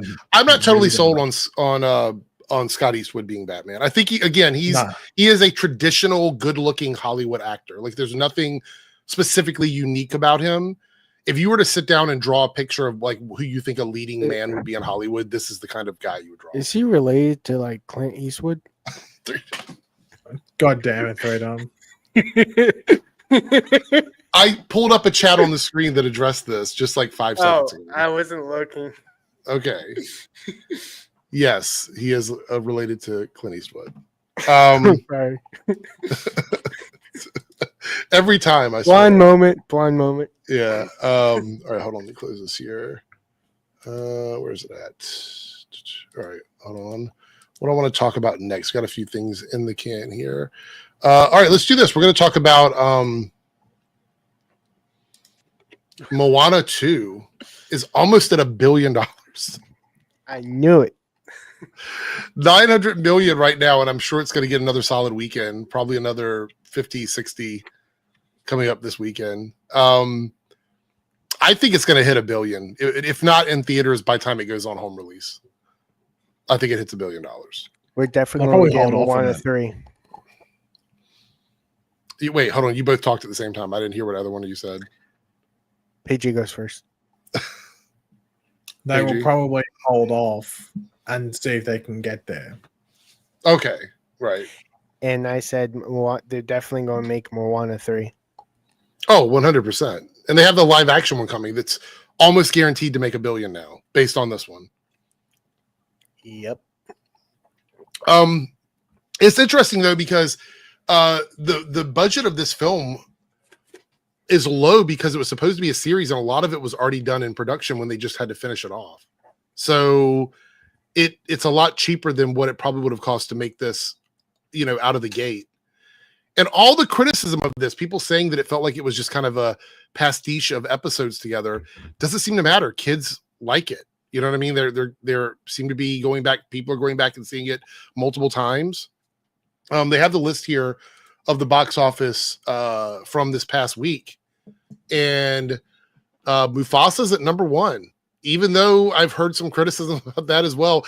Paige, you sent me that clip of the meme of like, that clip brother, is so bad. Brother, he's my brother. Yeah, that clip is so bad. It's still number 1. Still number 1 in the domestic or international box office. It looks like. But no, yeah, this would be domestic. Is it all domestic? Is that all domestic? I guess. Yeah, so. if I think it was it's so low. bigger. So it's beating out Sonic. There's drama around Sonic and Mufasa. Did you guys hear about this? Yeah, that dance apparently. I liked it. What? The what? Oh, the Jim Carrey dance. No, I think not. it's that like it's the Sonic fans like online, like because it's like they're all like chronically online and stuff. Well, like it's not that. just that. Apparently, people are claiming that Sonic can't make enough money because Mufasa's in too many theaters. Now, I'm not saying that's not true. It sounds like a skill issue to me. Okay, yes, but look. I just want to point out this is why companies should not release big movies close to each other, because you want to be able to get the most amount of money you can. So this is why putting Superman in theaters against other big movies, even if the demographics aren't the same, it takes up theater space. Like, to be honest, I think like a toxic Sonic fan might be like 10 times worse than a toxic Snyder fan. Some of the shit I've seen online is fucking mental. I would not be shocked if they're the same fans. They're just all the same community. Well, you're a Snyder head. Are you a Sonic head as well? What is a Snyder? Is that what they call Snyder fans? Snyder heads? I don't know. You would know. Why would I know? I don't like. I'm not a Snyder fan. What are you talking about? But yeah, apparently the drama is that they're blaming Disney for keeping popular movies in theaters to make more money, and that is affecting Sonic 3. They're not talking about the fact that the people that made Sonic 3 should have picked a different release date, because that makes more sense. But these are 3 family movies all out at the same time. Mm-hmm. I'm just saying. IJS. We have Nosferatu is at number 4. I actually heard that's Nosferatu. Really I heard it's good. I don't know if I'm gonna be able to see that in theaters. I've got a busy month now. I think I'm gonna see it next week. Oh, by the way, speaking of things with teeth, I got some new shoes. You ready to see these? New shoes. I said, speaking of things with teeth, I haven't shown them yet. Oh, okay. Let me show you. Yeah, you're gonna have to look at the swag. Look at the swag. Well, they like, is that meant to be a shark? Yeah, it's a little shark. And when you put your toes through it, it looks like they're biting your toes. Oh god. Stay jealous. All right. So Anyway, Nosferatu, I want to see it. I haven't had a chance. I'm hoping I can go during the day one day next week. Wicked is still holding on at number 5. I don't know what a complete unknown is. What is that? It's the Bob Dylan unknown. movie. Oh, it's the Bob Dylan movie. Okay. Yeah. Got it. All right. I'm gonna go see it because I don't mind Bob Dylan, even though. Yeah. So, okay. So, do we think that there's an issue with companies? I can't believe I have to ask this question because I know what the answer is going to be. If you have a movie that's very popular, it's making a bunch of money, should you pull your movie out of theaters so the next lowest movie under you could jump in and make more money? Is that good business practice or is that bad? I'm just checking. I'm just curious because that's the claim from the Sonic fans is that Mufasa is cock blocking their movie. It's a bit of a silly, I'm just asking a question. That's all. I'm just asking a question. No, yeah, I understand. It's just. I mean, I saw them both, but I get like big families can't see both. But you know. Well, it's not even that. They're not saying that. They do. They're saying that there are places that Sonic can't go into because Mufasa and Moana are taking up all the theaters. That's what they're saying. So it is what it is. But maybe that's why Disney is doing this here.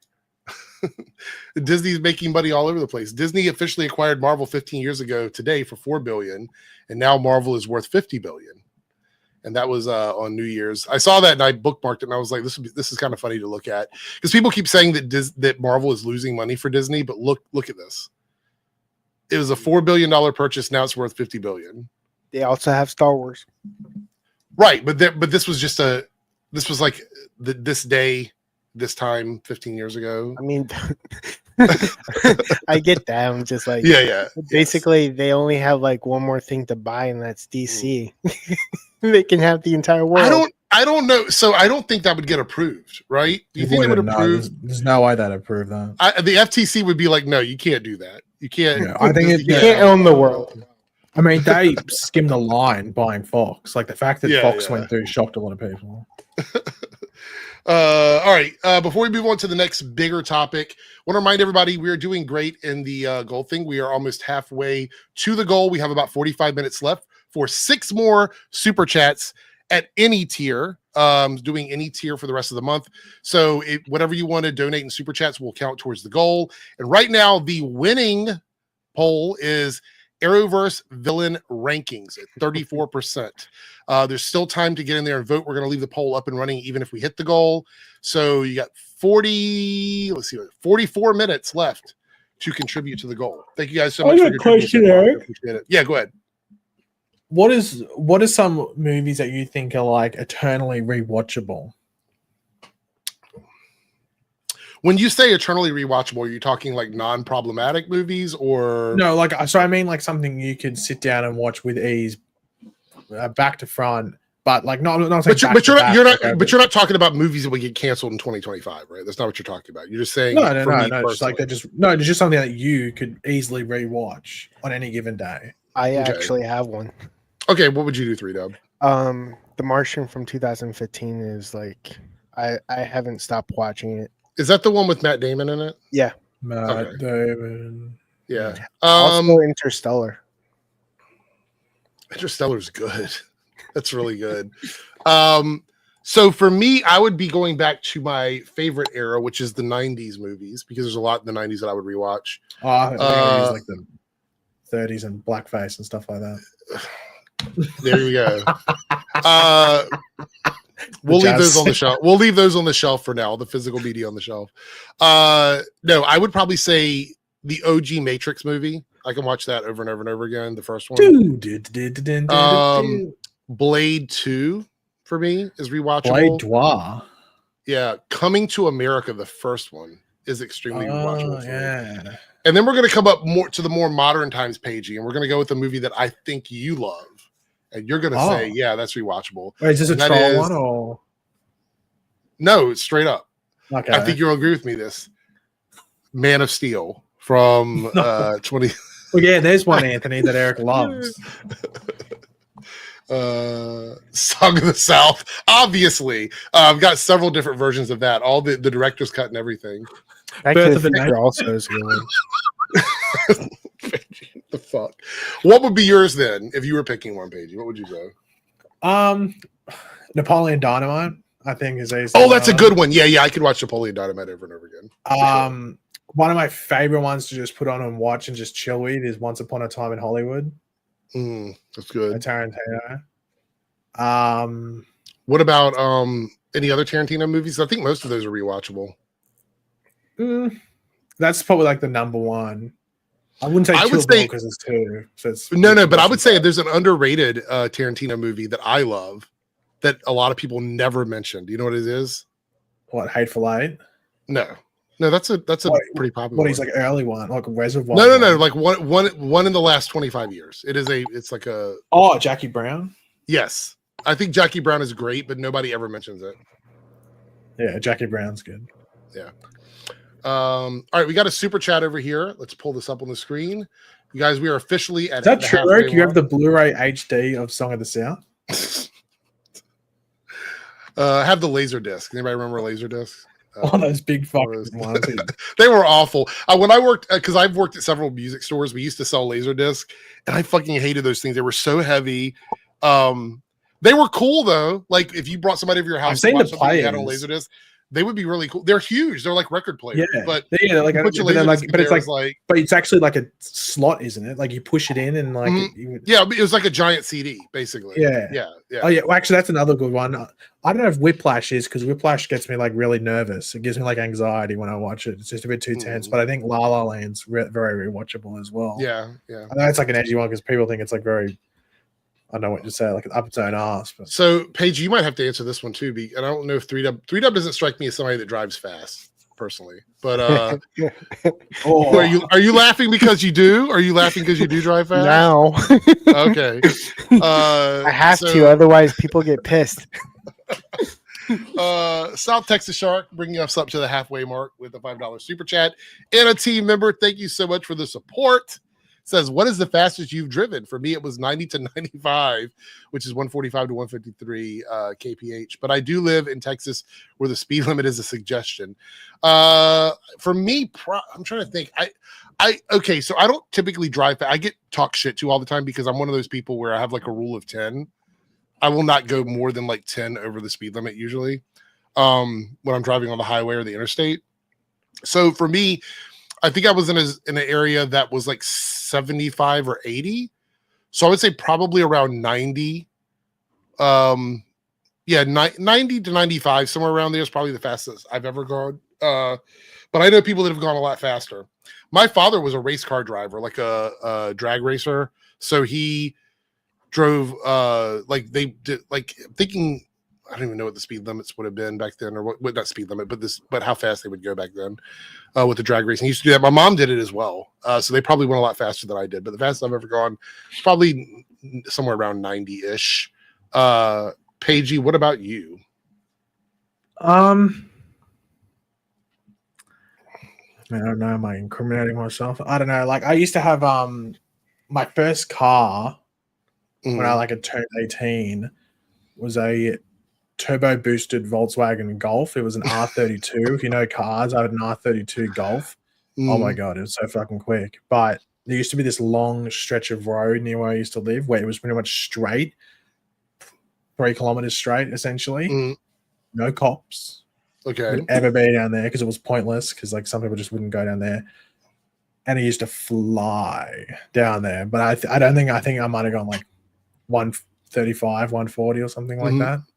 I think something like that. But yeah, I wouldn't recommend it because I always shat myself. And it's always like, how long do I have until I can slow down this thing?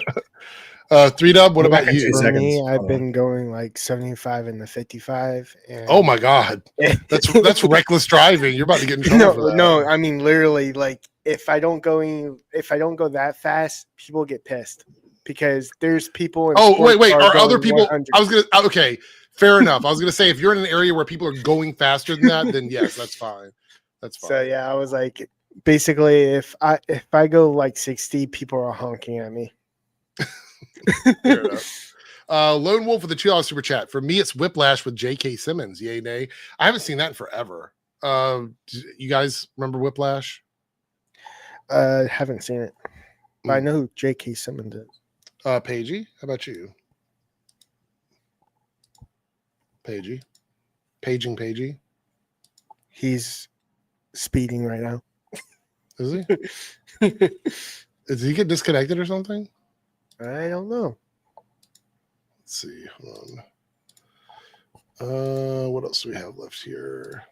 What's the next? Paigey is no, I'm just kidding.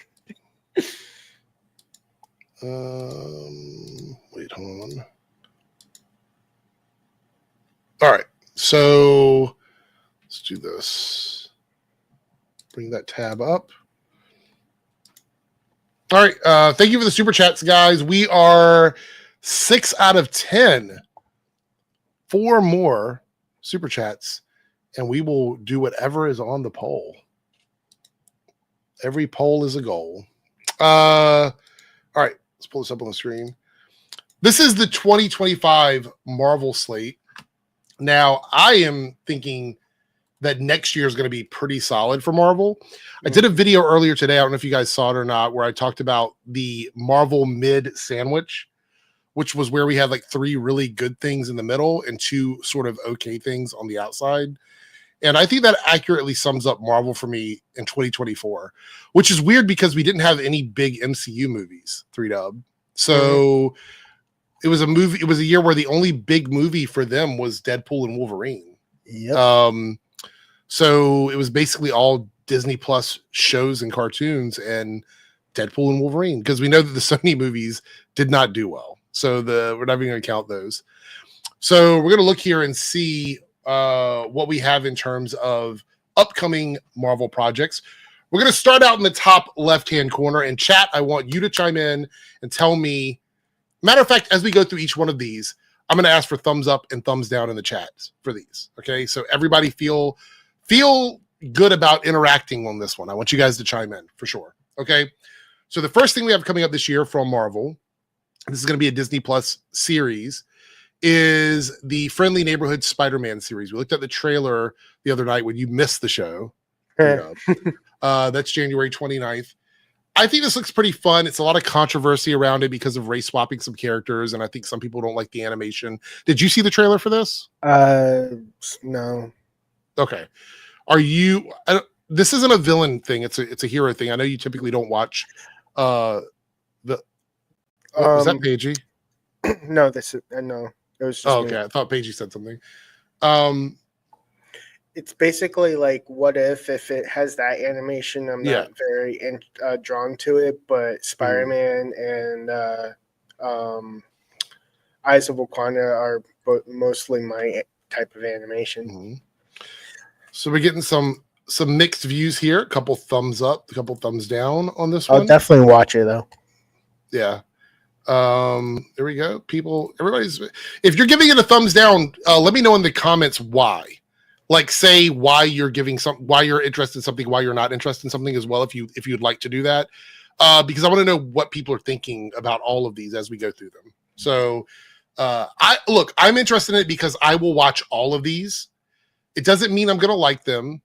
It doesn't mean that they're gonna be the best thing ever. Doesn't mean that I will finish the series. Sometimes I don't. There's some shows that I don't finish, but I will give them all a shot. And the Friendly Neighborhood Spider-Man looks interesting to me. I think it looks fun, in my opinion. All right, then we bring in the big guns with the first big MCU movie that we've had since 2023. So, because I know Deadpool and Wolverine comes into the MCU, but it's not like the movie itself is not MCU. Paige, are you back? No, still me. What is going on with him? He's probably like doing something outside or something. No, it's so weird. He doesn't normally disappear. He didn't put anything in the private chat. So, all right. Well, hopefully he's okay.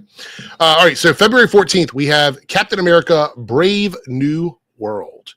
This movie has controversy around it, but each time I see more footage of it, they released another teaser. We're not going to watch it here because it always gets claimed, but they released another teaser of it.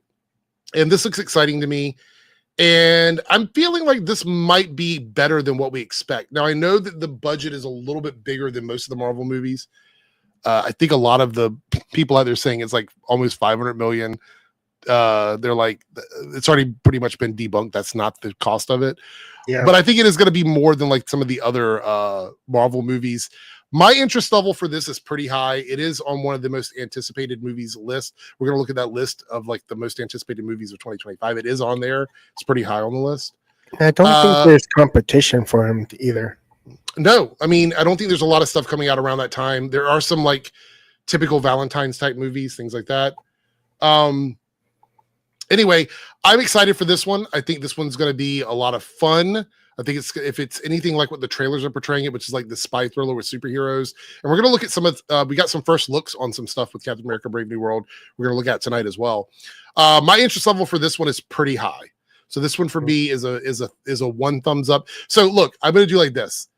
I'll do like a sideways, thumbs up, thumbs down. So for me, like the Friendly Neighborhood Spider-Man is like a sideways thing. I don't know if I'm going to like it or not. I'm going to watch it. We'll see what I think at the end. But Captain America Brave New World, I'm going to give a thumbs up because I think that one is one that I am really looking forward to. What about you, 3Dub? I'm definitely going to watch it. It's a thumbs up for me. Okay. So it looks like the chat is Jordan says, what happened to the message I sent? Well, which one, Jordan?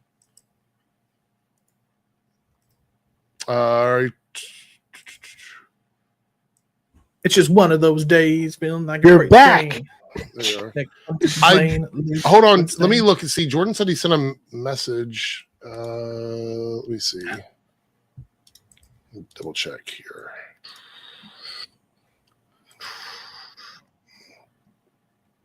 I don't see anything, Jordan. I'm sorry. I'm not seeing it here. I didn't delete anything. So if it got is Ironheart really? Oh, the normal chat is disappearing. Must be bugging you out. I don't know. So Paige, you missed it. We're talking 3Dubs doing the thumbs up there. We're talking about like the upcoming stuff. Obviously, what's on screen. I said I'm sort of lukewarm about the Spider-Man cartoon. I'm not excited, but I'm not necessarily. If I had to go left to right, don't care at all. Mildly care.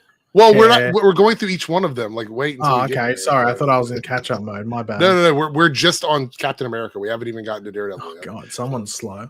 Yeah. Well, you disappeared on us. So anyway, I said that I'm not super interested in the Spider-Man, but it looks like it's going to be fun. So I will watch it. Not guaranteed I'm going to finish it, but I'll check it out. Captain America, I'm definitely going to see that in theaters. I think the trailers keep getting better and better. I'm literally in cutoff mode though for trailers. So like I'll look at the promo stuff that comes out, but I'm not watching any more trailers from this point on. Sort of like I did with Deadpool and Wolverine. When it got close to the movie, I was like, I'm not going to watch any more trailers. But I think that's in a good spot also. February is a good spot for that. There's not a lot of competition. It's a time of year when you don't see a lot of big budget movies. So I think it's very good strategically for them to put it there. Are you seeing this one in theaters, Paigey? Captain America? Yeah. Most likely. Okay. And 3W, you said you're seeing it, right? Yep. Okay. All right. So now we're going to move over to March 4th, which is Daredevil Born Again. This is probably, if we're looking at all these projects together, like low key, maybe high key, this is like my most anticipated in terms of like what I want to, if I'm interested in what they're going to do with something, because I want to see what this is, because I'm worried in the sense that I want it to be like that season 4 of the Netflix show. Everything I've seen about this sounds good so far. Everything I've read, everything I've seen sounds good so far. I just don't want to be disappointed, but I'm really excited. For me, this is 2 thumbs up. I am literally ready for this. The after party will return of that week. We'll be reviewing Daredevil. What about 2 buns up? 2 buns up, suns up. What is it? Suns out, buns out, something like that. I don't know what that is. You can do the buns if you want. Whatever. I don't know. 3W, you gonna be watching Daredevil? Give me a second. There we go. 5 thumbs up for me. Wow, Jordan's not seeing the OG series. Wow. Look at this defunct with all the thumbs. If they can nail DD, I can die happy. Hyped. Oh, look. Dino Dragon's giving you the peaches for Paige. Buns. Buns out. Two buns up. Faces. Okay, look, before we even move through the rest of this list, because we're at Daredevil now, I know we have Fantastic Four on here. We'll get to that in a second. Would the chat agree, based on what we're seeing in this lineup, that Daredevil is probably a lot of people's most anticipated Marvel thing in 2025? Yes. Does the chat agree with me, disagree with me? I would say it probably is.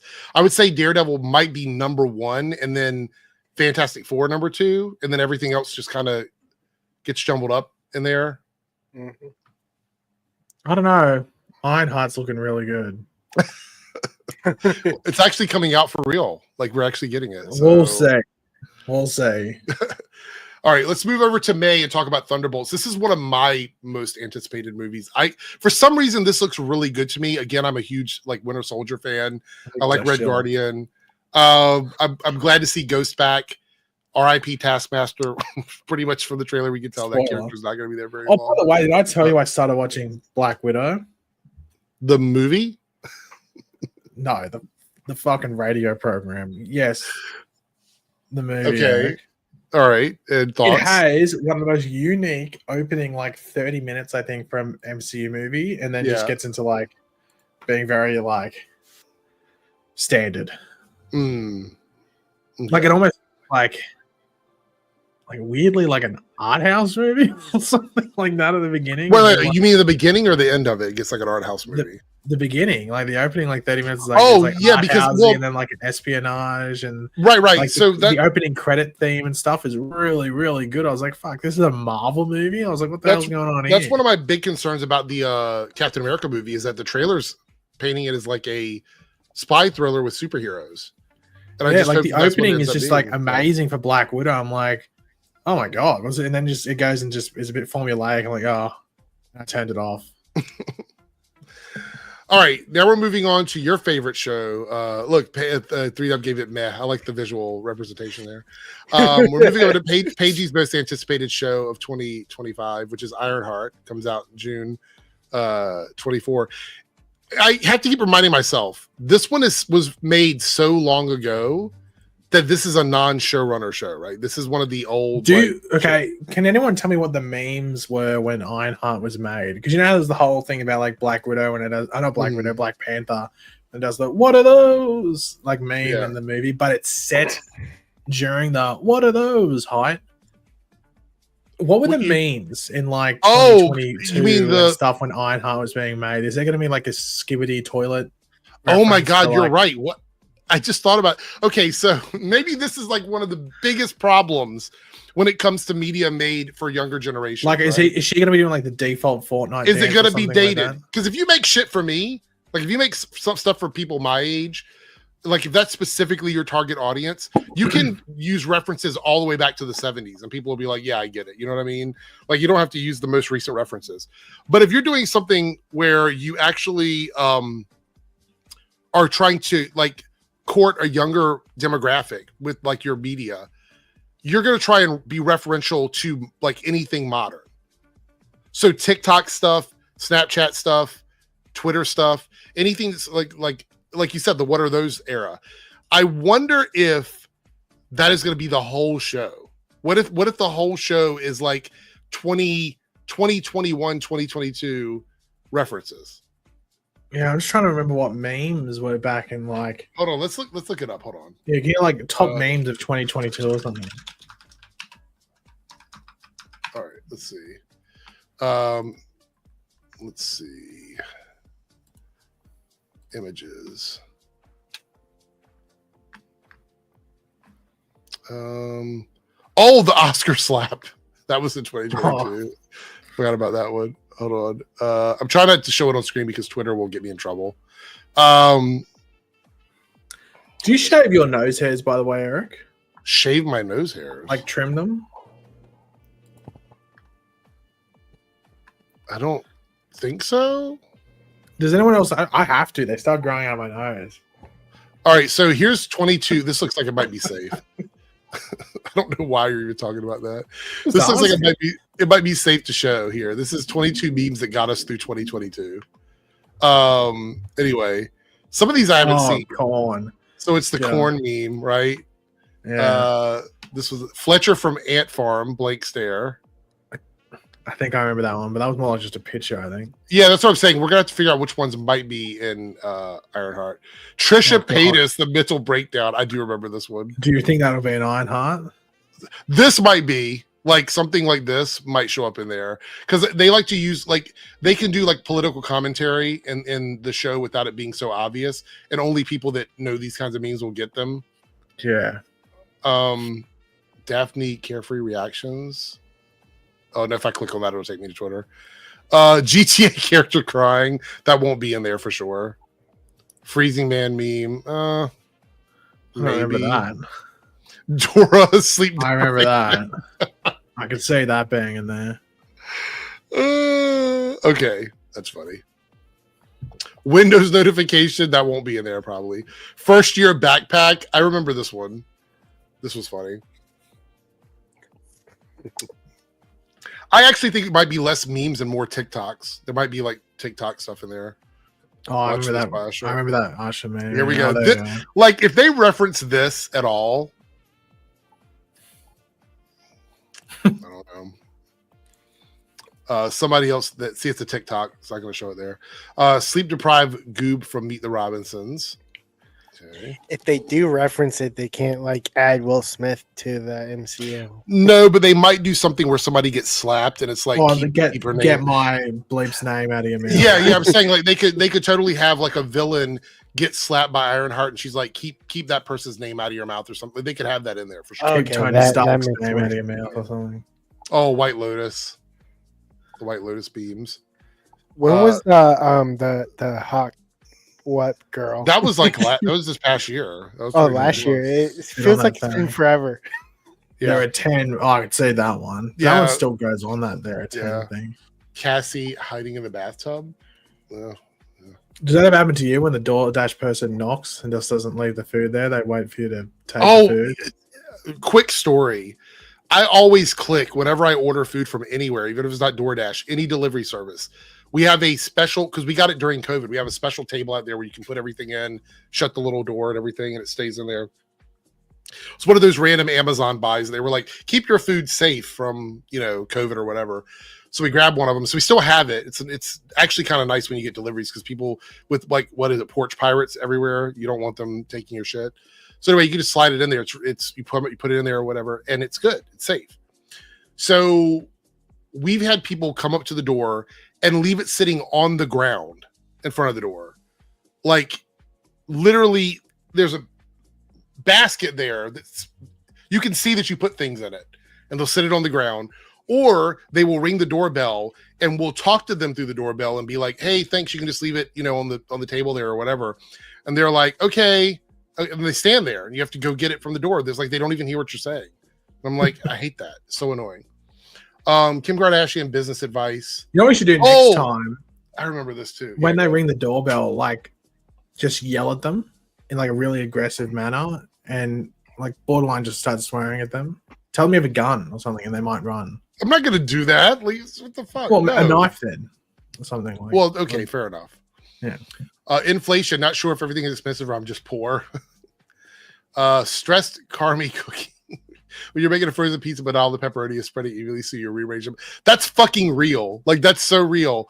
I have to when I get a pizza out of my freezer to put into the toaster oven, I pull it out. I have to let it thaw a little bit so I can rearrange all the pepperonis, knowing damn well I'm not going to eat the whole thing myself. So I should just put all the pepperonis on one side because I'll only eat like one half of the frozen pizza. I still do it anyway. Fake Spirit Halloween costume. This was back in 2022. That's when this meme started. I still see it now. Yeah, that still gets. I still see it now. 3 years later. Okay, that was it. Anyway, what wasn't on here? What? Fred Durst. Nobody gets that page. You just have to learn. Nobody knows who Fred Durst is. Nobody knows. All right. Anyway, Ironheart's coming out. Chat, hype level for Ironheart. Is it a thumbs up? Is it a meh? Is it a thumbs down? Where are we feeling on Ironheart? I'm gonna watch it, but I'm a little concerned because it is once again one of those shows without a showrunner, and it's gonna be really rough because it's going to start right after Daredevil ends, pretty much. So you're going to come into 2025 with Daredevil, which I think is going to be a really solid show with the showrunner, going into a show that doesn't have a showrunner. So it's going to be rough. It's going to be kind of rough. But I want to see what it's about. The visual effects look really good. They've had plenty of time to fix them. I think the show was supposed to come out 2 years ago. So they've had plenty of time in post-production. So I'd be really surprised if it doesn't look pretty solid in that regard. All right, before we move on to the next one, where are we at? We got 17 minutes left with 3 super chats of any tier to get to the goal. 3 super chats of any tier. I have faith in you guys. I think we can reach the goal. And 17 minutes is plenty of time. Be sure to make it one of those days. Yeah. Great reference. Lone Wolf for the $2 super chat. How would you rank these in terms of? Oh, that's what we're doing right now. So thank you for the super chat. I think you said that right when I pulled up the picture here. So we're doing that right now. So you predicted the future, Lone Wolf. So thank you so much for the $2 super chat. I do appreciate it. All right. So next up is July 25th, which is the Fantastic Four movie. Do we think it's going to hold that position? Do you think they're going to budge, or do you think they're going to stay there? I think it's going to stay there. I think so too. What do you think, Paige? You think they're going to? No, yeah, it's going to stay there. Any sort of thought around it moving is like some like potential gaslight from people that know that Superman's not going to get as much because Fantastic Four is there. It's like a reverse psychology. I think it's people playing reverse psychology. Oh, there's not enough time to release a trailer. But then again, like Jurassic World is releasing a week before Superman. That doesn't have a trailer. That has some first look images. But so does Fantastic Four. Okay, so this is the third movie of the year for MCU, the last one that comes out in 2025. Out of the 3, do you think Fantastic Four is the most anticipated of the 3 movies? Oh, easily. Yes. Okay. All right. Just double checking. Jonathan says I need a trailer to get excited. So far, I'm just that's the thing. Like, did you know? I don't know if you're going to bring it up, but that IMDb list has Fantastic Four at number 3. It doesn't even have a trailer. We're going to look at not the IMDb list, but we do have another one. It's like the 30 most anticipated. We're not going to go through each one like with a fine tooth comb, but yeah, it's on the list. I think they do count that into it. So, Fantastic Four, and I like what I've heard so far. So, looks like 3Dub has a thumbs up on that one. I definitely have 2 thumbs up on that one. Matter of fact, for me, have a 2 thumbs emoji. Right. Okay. And then we're going to move back into the TV side with a show that I hope it does really well. I hope it does, but I'm not totally sure. And that's Eyes of Wakanda on August 6th. I want it to do really well because I think the premise is really cool. But it's an animated thing. It's on Disney Plus. I think it's going to do exactly what it needs to do. I don't think it's going to matter too much. 3Dub says meh. Paigey, your thoughts on Eyes of Wakanda? I didn't even know this was coming out. Didn't know it even existed. It was a thing. Wait, is this meant to be the one about the Delora Marjay, whatever they're called? Well, it's based on like the lore of all of that. So yeah. So this is set in the past. Yeah. Yes. Okay. I mean, from what I can tell, unless there's some other promo that came out that said otherwise. I get confused because I feel like there's been like 4 or 5 different Black Panther spin-offs in production or development. That's why I was sort of confused. Yeah, I think they're going to be fine-tuning how they do these spin-off things in the future because Daredevil seems like Daredevil is the precursor to them kind of splitting off the TV stuff a little bit from the movies, I guess you could say. Anyway, and then October 3rd, we have the Marvel Zombies, which is a sort of a what-if spinoff series. I know it's not directly, but that's kind of where they got the idea to make it happen, was from the What If series. I'm not a big fan of zombie stuff in general, so it's not like the most exciting thing for me. But I think because it's coming out around Halloween, I think it's going to do okay. I think it's like they really want that Agatha moment again with like a show that speaks to Halloween. I would not be surprised if from here on out, Marvel releases something around October that is geared towards Halloween. They seem to have had success with that. Werewolf by Night, Agatha, now Marvel Zombies. I think that they want to put these things out that feel like they're connected to Halloween in some way. I don't know why they're not doing more of the special things, right? Because they did Werewolf by Night, they did the Guardians of the Galaxy. I wonder why they decided against that, because I think those were pretty good. Those hour-long special events or whatever. I think they probably want like week-to-week engagement through it. Mm-hmm. Maybe they don't see much of a return with just a 1 week thing. And I mean, with Guardians, they filmed it on the Guardians 3 thing, so they didn't have to build anything. It would have been very cheap to make that in comparison if it was just a standalone thing like Werewolf by Night or anything else. And then at the end of the year in December, we have Wonder Man with Yahya Abdul-Mateen the third. I think it's the third is his full name. Anyway, I'm lukewarm on this one. Not because I don't think it's going to be a good... I think the show's going to be fine. I just don't know it, because I like the story of the West Coast Avengers. I like Wonder Man being a part of it with White Vision, all that. So I'd like to see sort of a lead into that. I'd like to see a West Coast Avengers thing happen, but I just don't know. Like, Marvel's such a weird spot in terms of what they're building, because with Battle World happening and Secret Wars, I don't really know what the vision isn't clear to me, pun intended. The White Vision isn't clear for me on what this Wonder Man series is going to be. So I'm going into this one sort of just like, I want to see what it is. The hype level it's like a slight simmer for that. I don't know. What do you think, Paige? Are you excited about this? I see 3Dub's got his meh up there. So, I'm just intrigued to see what it's like what it gets into, of course, because they released out like that small little first look attached to those other trailers and stuff like that. So, I mean, maybe like Lone Wolf says, they're like curious, like maybe like more curious than like overly interested or excited. Okay, so Lone Wolf with the $2 super chat says, I mean, rank least to best your order 9 to 1. Okay, so I'll go first, and then if anybody else wants to do it, they can do it. So we'll start at the back. For me, the probably the thing I'm the least interested in out of all of this is probably the Spider-Man show, only because it didn't sing to me, and I like something to sing to me, to sing for their supper kind of thing. That one didn't really do it. So for me, it's probably at the bottom of the list. And then tied at the, well, I don't say tied, but somewhere in the same general universe is probably Marvel Zombies and Eyes of Wakanda. So those would be in like the 7-8 spot, somewhere around there. Not a Zombies fan. Eyes of Wakanda, I'm still sort of not sold on yet. Okay, then we're getting into the harder topics here. So let's see. Probably after that would be Ironheart for me. Then Wonder Man. And then that leads us into the 4 at the top. So the 4 at the top would probably be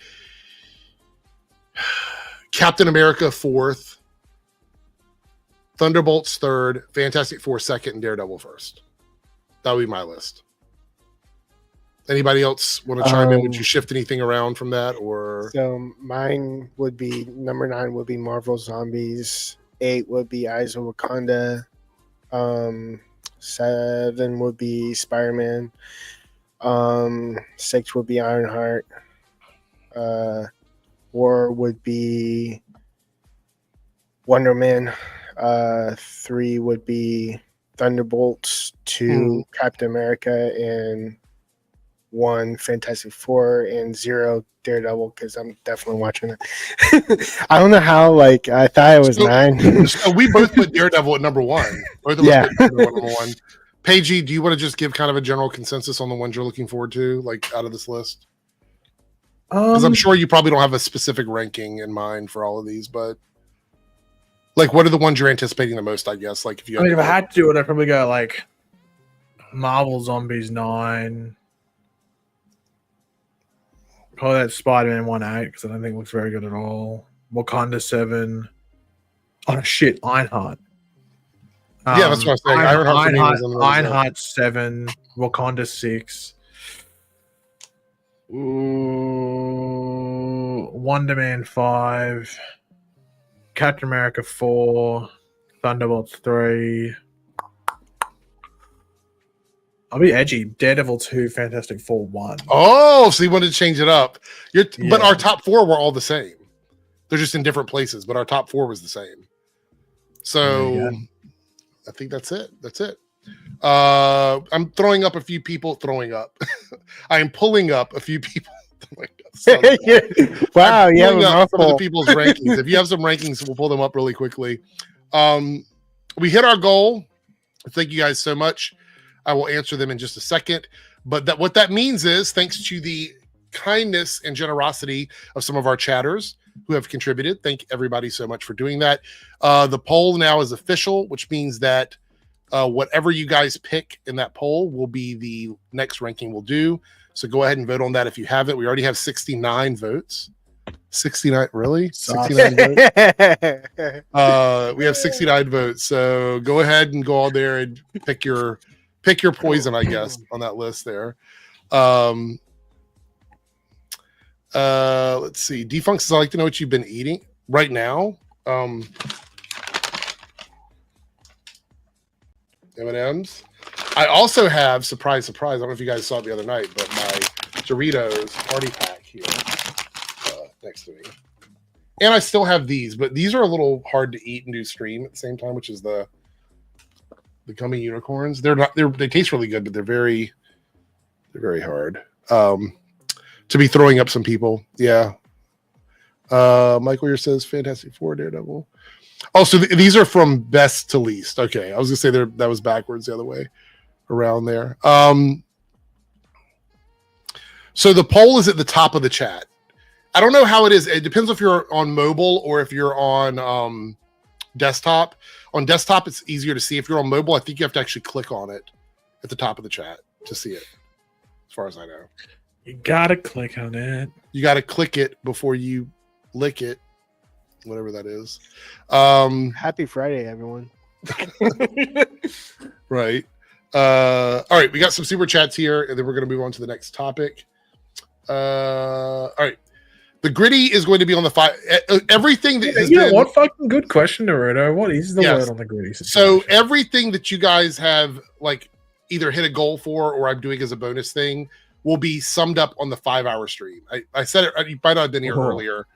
But okay, well, are we going to get like a replay, almost a bit of a flashback moment where you will really harness the situation of the gritty and we'll do a bit of research live on stream?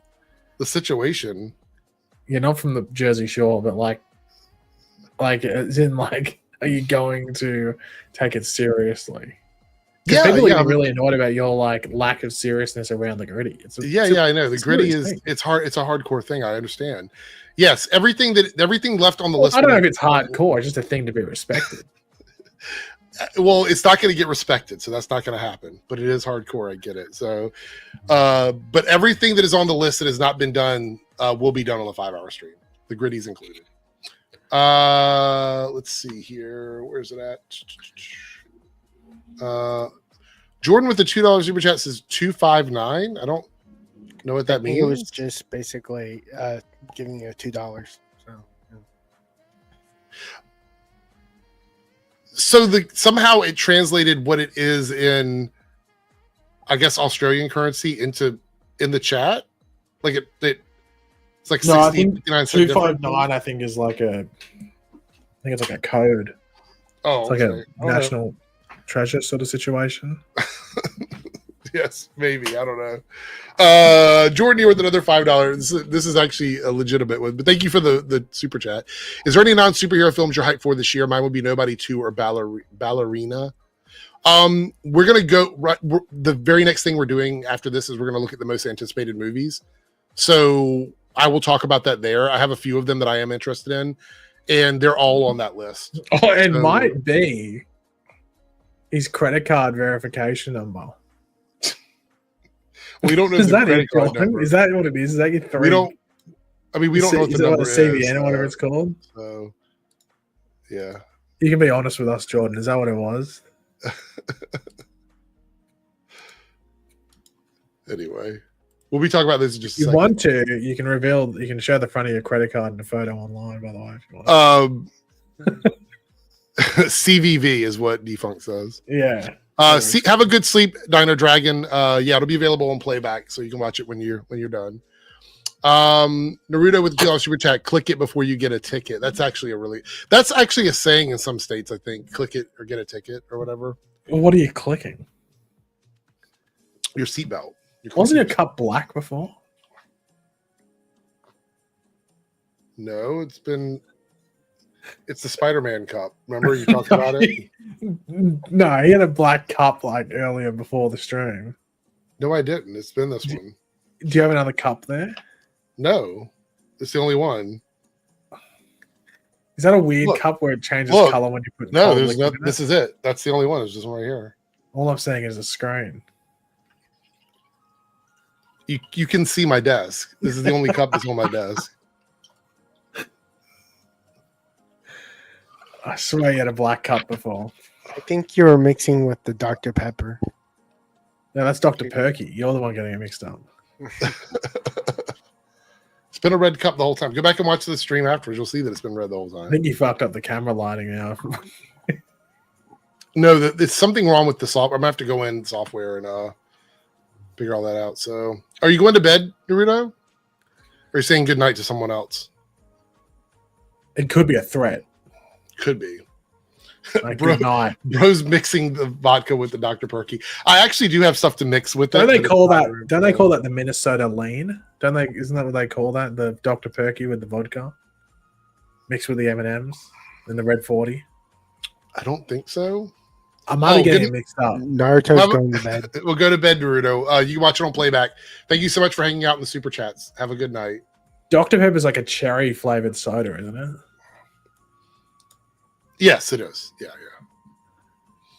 All right. So these are I think it's like top 30 something movies. I can't remember what it is. We're going to just kind of scroll through them though. Here it goes. 31 of the most anticipated movies of 2021. Why not make it 30 or 25 or what, 31? It's like that other one, 22 top memes. Like, why is it just top 20? I don't know. Did you really? It reminds me of when Tom Holland was working out with Mysterio, where he's like, let's bump up to 4. Why stop at 4? Let's do 5. Oh my god.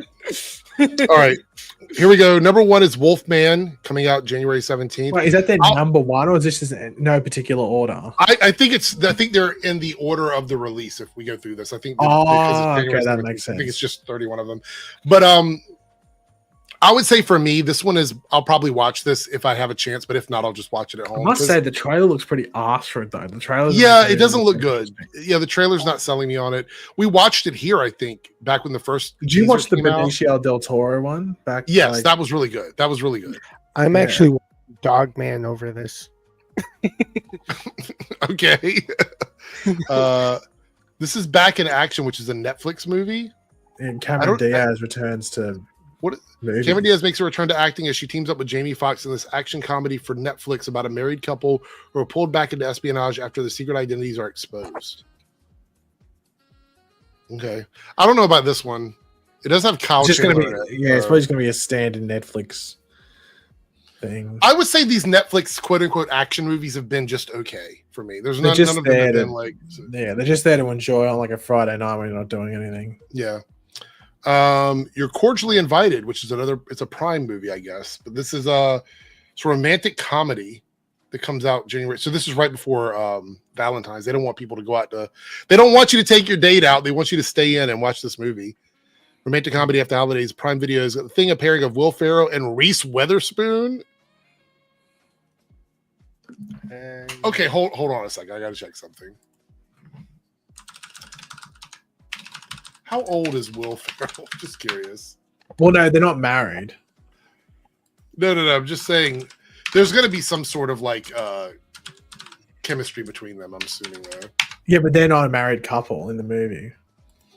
I know, but it says romantic comedy. So there is some sort of the romantic comedy is between so they're the parents of the two women that are getting married. So Will Ferrell's the dad of one. Reese Witherspoon is the mum of another. Yeah, and but she is 48.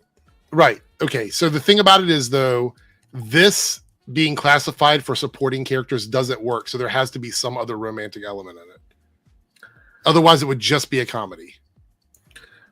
Sounds like you're jumping. You sound like you're nitpicking Eric again. I'm not. I thought How that would was you, only a New Year's resolution. if the lead characters have no romantic interest whatsoever, either with each other or somebody else, and it's all the supporting characters that have romantic stuff going on, then it is not a romantic comedy.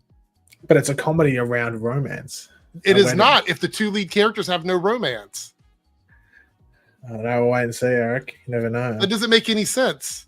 Well, Why would you maybe classify it? Well, maybe the movie will make it make sense, and then you'll have to be like, "Wow, they made it make sense." That's like if you go into a store that sells almost all chicken, and they have one burger on the menu, and it's called a burger restaurant. That doesn't make any sense. There's no way to make that make sense. It just doesn't. No, wouldn't it be like if you go into, like, I don't know, like you go into something. You're trying to make it work. It's not going to work because I'm right. Well, no, because I'm trying to think of an analogy.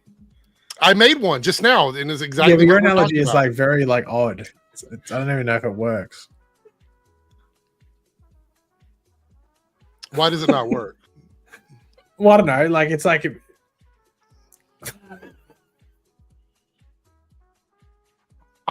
I'm waiting. You're laughing, but I don't hear the. I don't hear the joke. So what you're saying Cat got your tongue?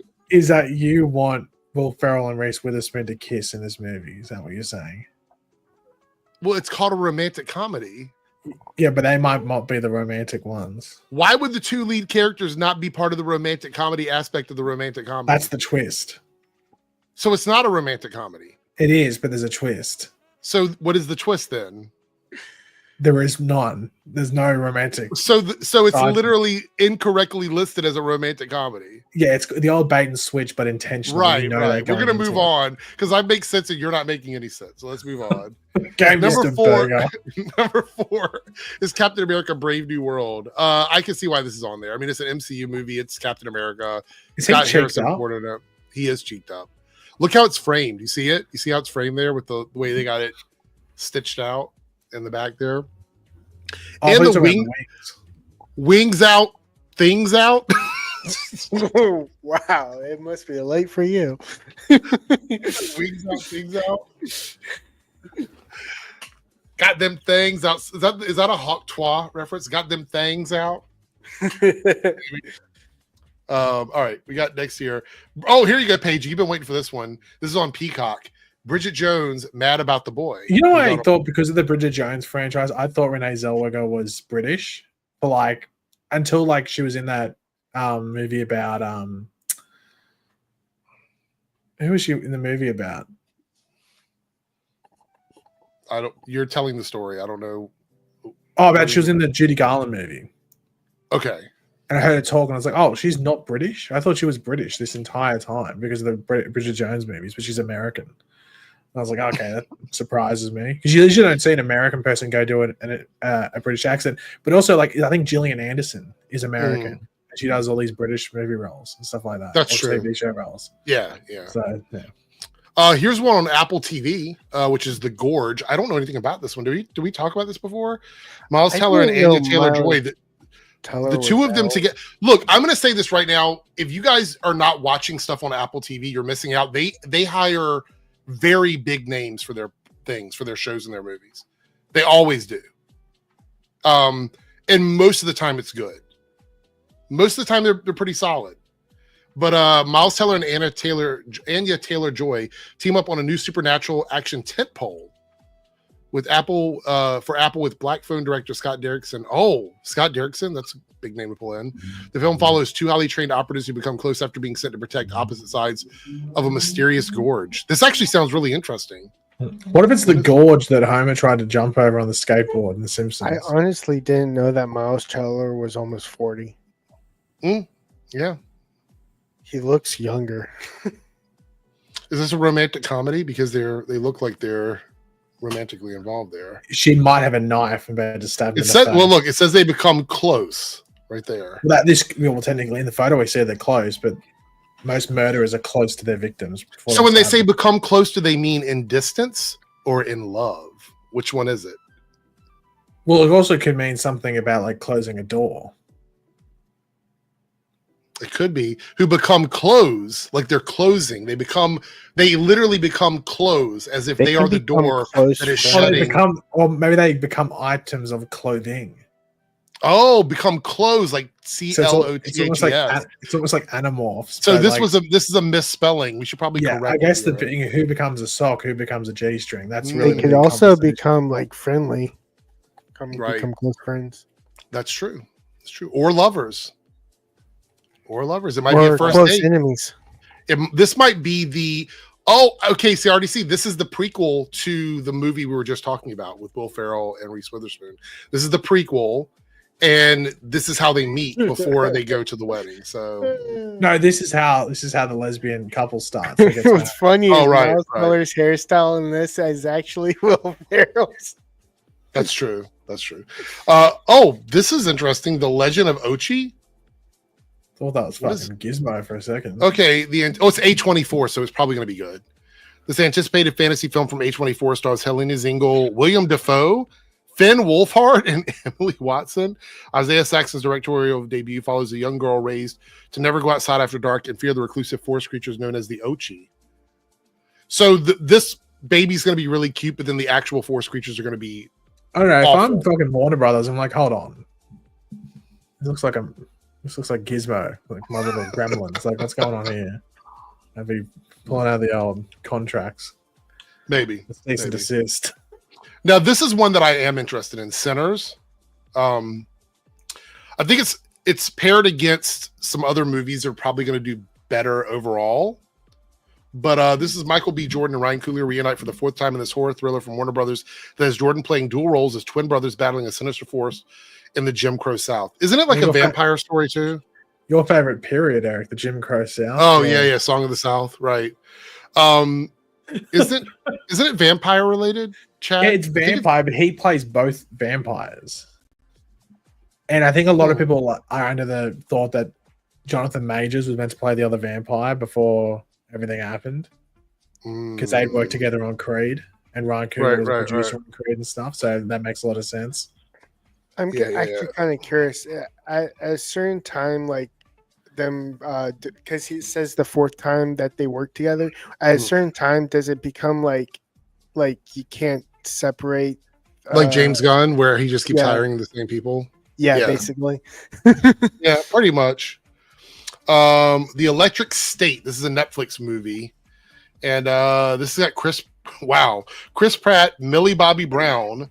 This is from the Russo brothers. Oh, this is the one that's like based on the robots and stuff like that. Is that what this is? Yeah, like the robots come to life. Like sentient robots live in exile after a failed uprising. Yeah. So I remember in Elseworlds MCU. There's a lot of MCU people connected. It's true. This is Snow White in theaters. We have some Snow White news we're going to talk about from the Daily Wire here in a moment. But this is the Disney Snow White. This comes out on March 21st. One of your most anticipated movies of the year, Eric. Actually, it's not. It's not really. Bullshit. It's not. I mean, I don't really have any. Get to watch your favorite actress, Rachel Zegler's newest film, Y2K. Just because you keep saying that doesn't mean it's true. You love Rachel Zegler. I mean, I thought she was good in Y2K. I thought she was better than the male lead, that Jaden Martell. I'm completely like. I mean, I don't have any sway one way or the other with her. And she sings Tub Thumping as well in the movie. Not a spoiler. I'm not joking. She sings it. If you've seen Y2K. Okay. All right. Yeah.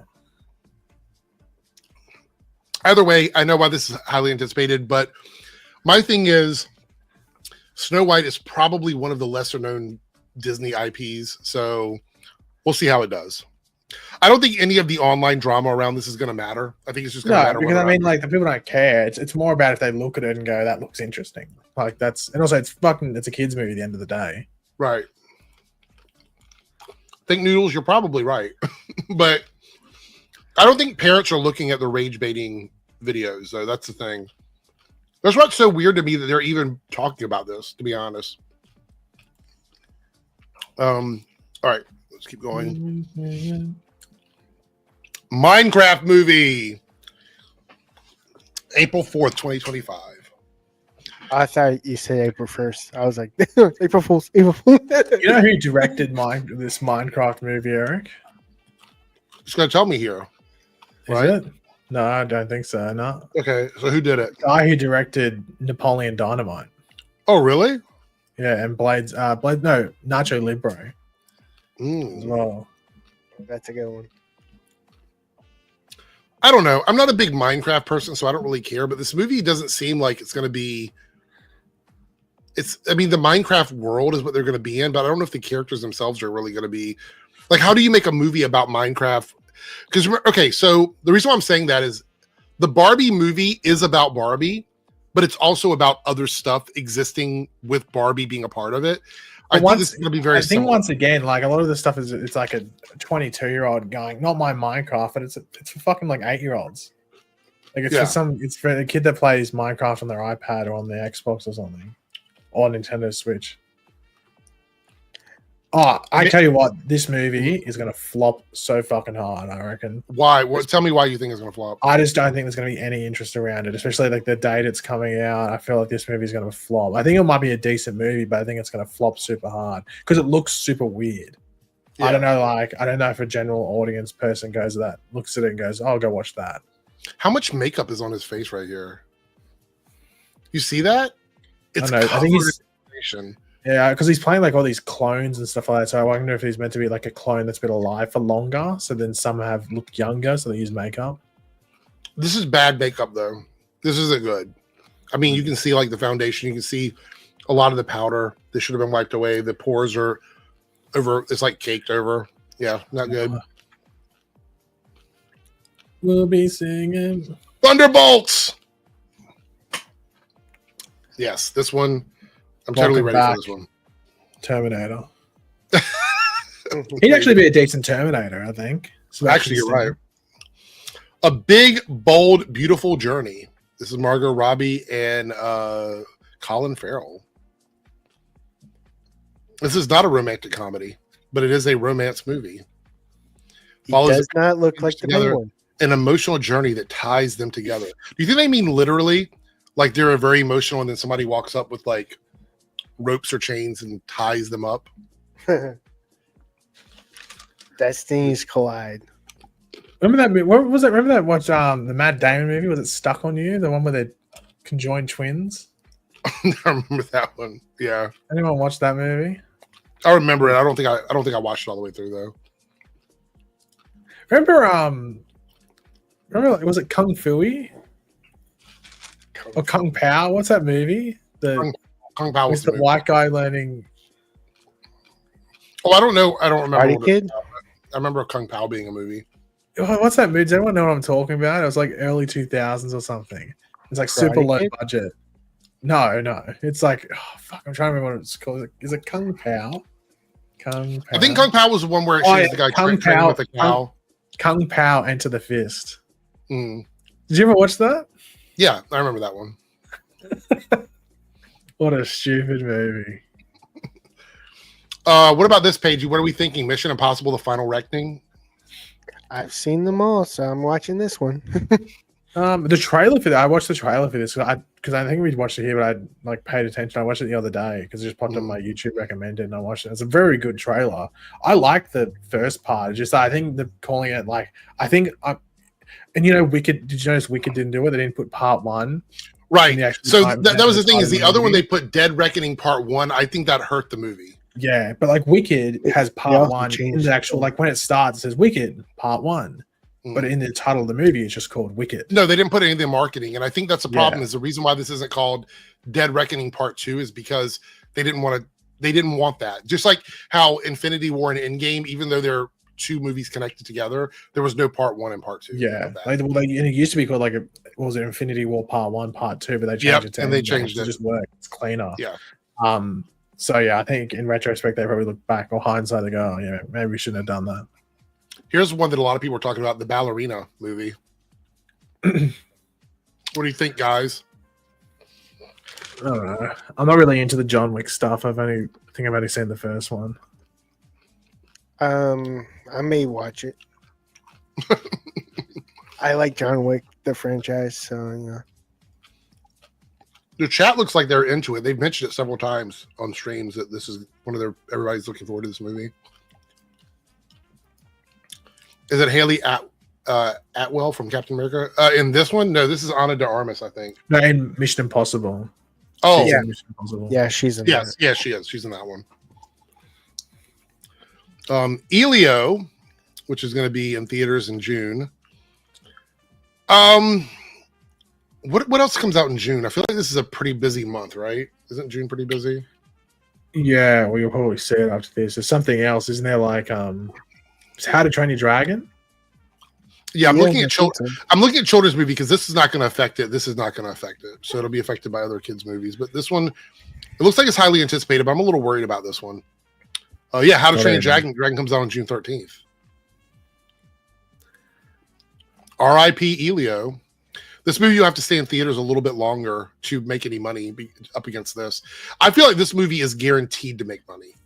It's probably it's probably the first $1 billion movie of the year, I'd assume. Yeah. F1. I don't know about this one. I really don't have any interest in this one. But I reckon this movie makes a lot of money because F1, there's so many but F1's such an interesting thing. I don't watch it. I don't really care about motorsport too much. I think it's a bit, they just drive around in a circle. But F1 was a bit of a dying sport, and then they released that Netflix series called Drive to Survive, and now all these teenage girls and like young girls like simp over the drivers. So now it's like super popular now. So I reckon this movie actually does pretty well. I don't know if they have real drivers or just. I don't know if they have real drivers though. Like I don't know if there's like they have the real life drivers in it, or if it's just like obviously Brad Pitt's there and then it's fictional drivers for other teams, or if they include them. Zaya says, "Are they putting out every movie?" We talked about this. There was a 2024 was a skip year for a lot of big movies. So we had a big year in 2023. 2024 was the what happens when the strike happens and movies get pushed back, and then all of those movies came out in 2025. So, I've got a fun fact, Eric. Here, Yeah. the guy who was starred as the main character in Kung Pao Enter the Fist. Wrote and produced the Jimmy Neutron movie. Really? Yeah. There's your trivia for the day and fun fact to take to. Here's the next $1 billion movie maybe for the year, which is Jurassic World Rebirth. This might do $1 billion. So here's the real question in chat. I want you guys to chime in on this as well. Paigey, does this break $1 billion like some of the other ones, or is it just round out at $1 billion? It depends if people got burned by the last two Jurassic World movies. But then again, people went and saw the third one after the second one was arse. But then again, the third one had Sam Neill and all them come back. I think it depends on the trailer and it depends what they're going for. Because I'm hoping, like when they say rebirth, like they sort of get back to basics with it. Like I think they just sort of lost themselves with. Like, I think that they went too far in the last three. Like, look, they're entertaining. They're entertaining. I'll give them that. But I think they stretched the story as far as they could in those movies. So I have no idea what this is going to be. You know what I mean? I wouldn't be too surprised if it's set like a bit into the future, maybe. I don't know what they're going to do, but yeah, I'm interested in it. Yeah, I think that is the third one with the T-Rex in New York, if I remember correctly. You know what I should do? I haven't done this in a long time. I think I should watch the other movies in order before this comes out because I want to sort of remember all of the little details before I go see this one. What do you think's better, The Lost World or Jurassic Park 3 from memory? I think The Lost World was better. I think Jurassic Park 3 is better than The Lost World. Well, the Jurassic Park 3, I think the issue... Wait, you're talking about the original trilogy, right? The original, the first. I didn't like that one. That was the one where they were doing gymnastics on the trees and stuff. That was The Lost World. The Lost World is where she does the gymnastics on the tree. That was the second one? That was the second one. When she does okay, so then 3 is better. The one with the gymnastics and stuff like that, I didn't like that one. I thought that was a little weird. But that was at the end. Like the rest, it's all like it's okay. It's okay. Yeah. Look, I will say as a trilogy, one, it's good. Like it's a solid trilogy. Yeah. So, but to be fair, the very first movie by itself is a masterpiece. Yeah, it's my favorite movie it's not my favorite, but it's like top 3 movies of all time, I think. Yeah. I think 2 of my top 3 movies of all time are Steven Spielberg movies because I think Jaws is in the top 3 as well. I love Jaws. Lone Wolf with the $2 super chat. Is F1 going to get Ford v Ferrari love if you've seen it? I don't know. Look, I think F1's going to do great internationally. I don't know how well it's going to do domestically. If that makes any sense. I don't know how many people in the United States care about that type of racing. I don't know.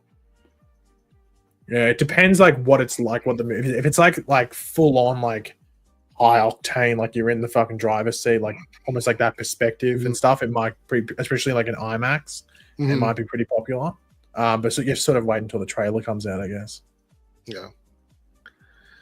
Thanks for the super chat. All right, let's see what's next on the list. Superman, of course, in theaters on July 11th. Look at this. Look at the stack lineup here. Starting, I don't know if that counts, but we got How to Train Your Dragon, June, gets a couple of weeks here, and then we go into July 2nd with Jurassic World, and then almost right after that we go right into Superman. I want Superman if it's good. If it's good, and I believe in this movie, I do. If it's good, I want Superman to do $1 billion. I don't know if it's going to get to $1 billion. Yeah, I was. Is that unrealistic of me? Is that unrealistic of me to think it's going to get $1 billion? Honestly, I was reading some stuff on it, and they were talking about like it's hard to tell specifically. Like anyone saying it's definitely going to hit $1 billion and stuff like that at this point is talking out of their ass, because you don't know about those metrics and stuff until about 3 to 4 months out, like where you can sort of get a grip on it. And even then, you got to still wait until the movie comes out. Right. But I think a lot of people, based off like certain things, I think a lot of people are playing it safe and expect it to do around Man of Steel. Okay. If I want it it to do better because it's the beginning of the movie. But it's also really important. Yeah, you think so, but it's also like Man of Steel came off The Dark Knight Rises, which made $1 billion, and they made that movie look like it was a Nolan movie. Like they advertised it as if it was Nolan making that movie. A lot of people are crushing my hopes and dreams in the comments. You guys are crushing my hopes. I don't think it hits $1 billion. I think if it hits like 800, I think it's probably got a ceiling of about like 800 to 900. Okay. And that's if like it's very good, it gets word of mouth, and people go watch it, and people go see it multiple times. Maybe I just don't think it has that momentum from anything previous to it to go to $1 billion. Creature Commandos. Oh yeah, the show that I don't think is like from everything that's come out is not doing well. They only got renewed because Gunn made it. 3Dub, what were you gonna say? 3Dub. I think he died. He must be muted. Are you muted? No, he's alive. He's unmuted. Okay. Well, I was trying to see what he wanted to say. I think if I had to pick a number, I'd probably say. Oh wait. I think I'd say like 7. I think just a clean 700, because that Man of Steel made what 680, 690 or something. Yeah. So maybe just pips Man of Steel. Okay. But who knows? 3Dub, I was going to say if it does break $1 billion, it's going to be like the first ever to do it. Is it shocking that that's never happened? I feel like that's kind of a shocking thing that Superman has never broken $1 billion, because the thing is, you people want to argue that he is the blueprint, and I wouldn't argue against that. I think Superman is the blueprint for superheroes, but does Superman just not connect with as many people as say Batman and Spider-Man does? Is that just what it is? Is that the problem? I guess because Aquaman made $1 billion. So I think it's an international issue, I think, though, from memory as well. I think domestically, Superman actually usually performs consistently well. It's about on the international market. Maybe. Hey, Anthony, good to see you.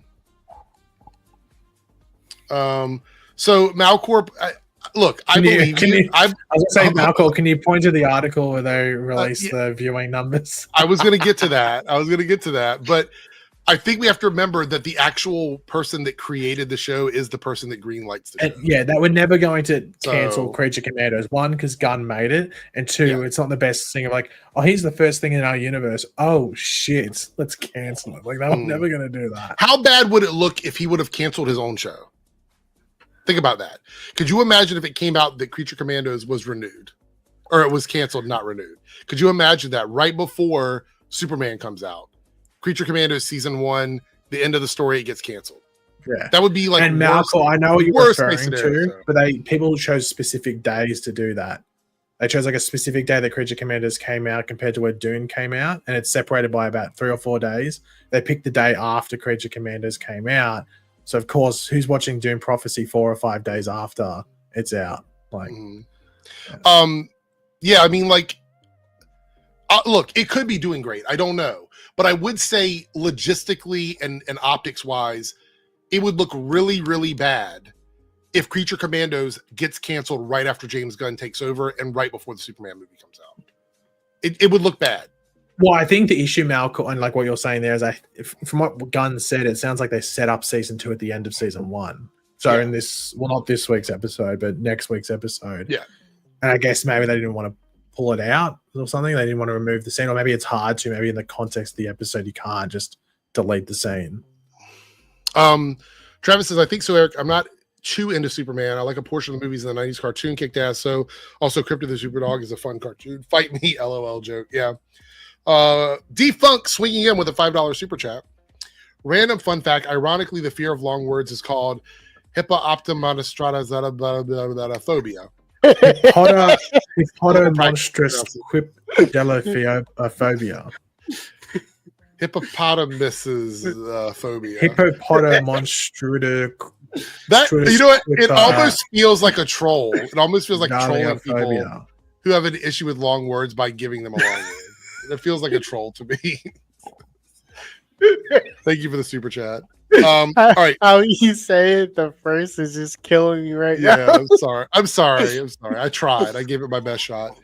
The next one is Fantastic Four, The First Steps. This comes out, 2 weeks after Superman? Exactly.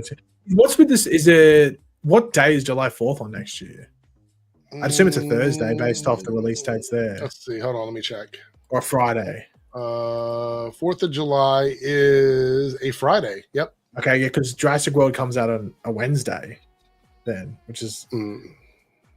That's going to give it an extra boost in money. It'll definitely hit $1 billion. They're going to put it out early, for sure, 100%. Yeah. So, all right. I know we've talked about this ad nauseum, but I have to reiterate, this movie will 100%, regardless of how good it is, 100% will affect Superman's money. Oh, even if Superman is the best Superman movie we've ever had, this movie will affect the money because it is going to divide people that are saving up, people that have like a day off. They're going to pick. They're going to want to see, because keep in mind, we've had Superman a lot. We just had a TV show based on Superman. We've had recent cartoons based on Superman. Superman has not been completely absent from media for a while. We had him at the end of Black Adam. This is not a character that's been invisible. We have not had a proper Fantastic Four since the mid-2000s. A lot of people are waiting for this. That 2015 movie was awful. The last real Fantastic Four movie we had was 2007.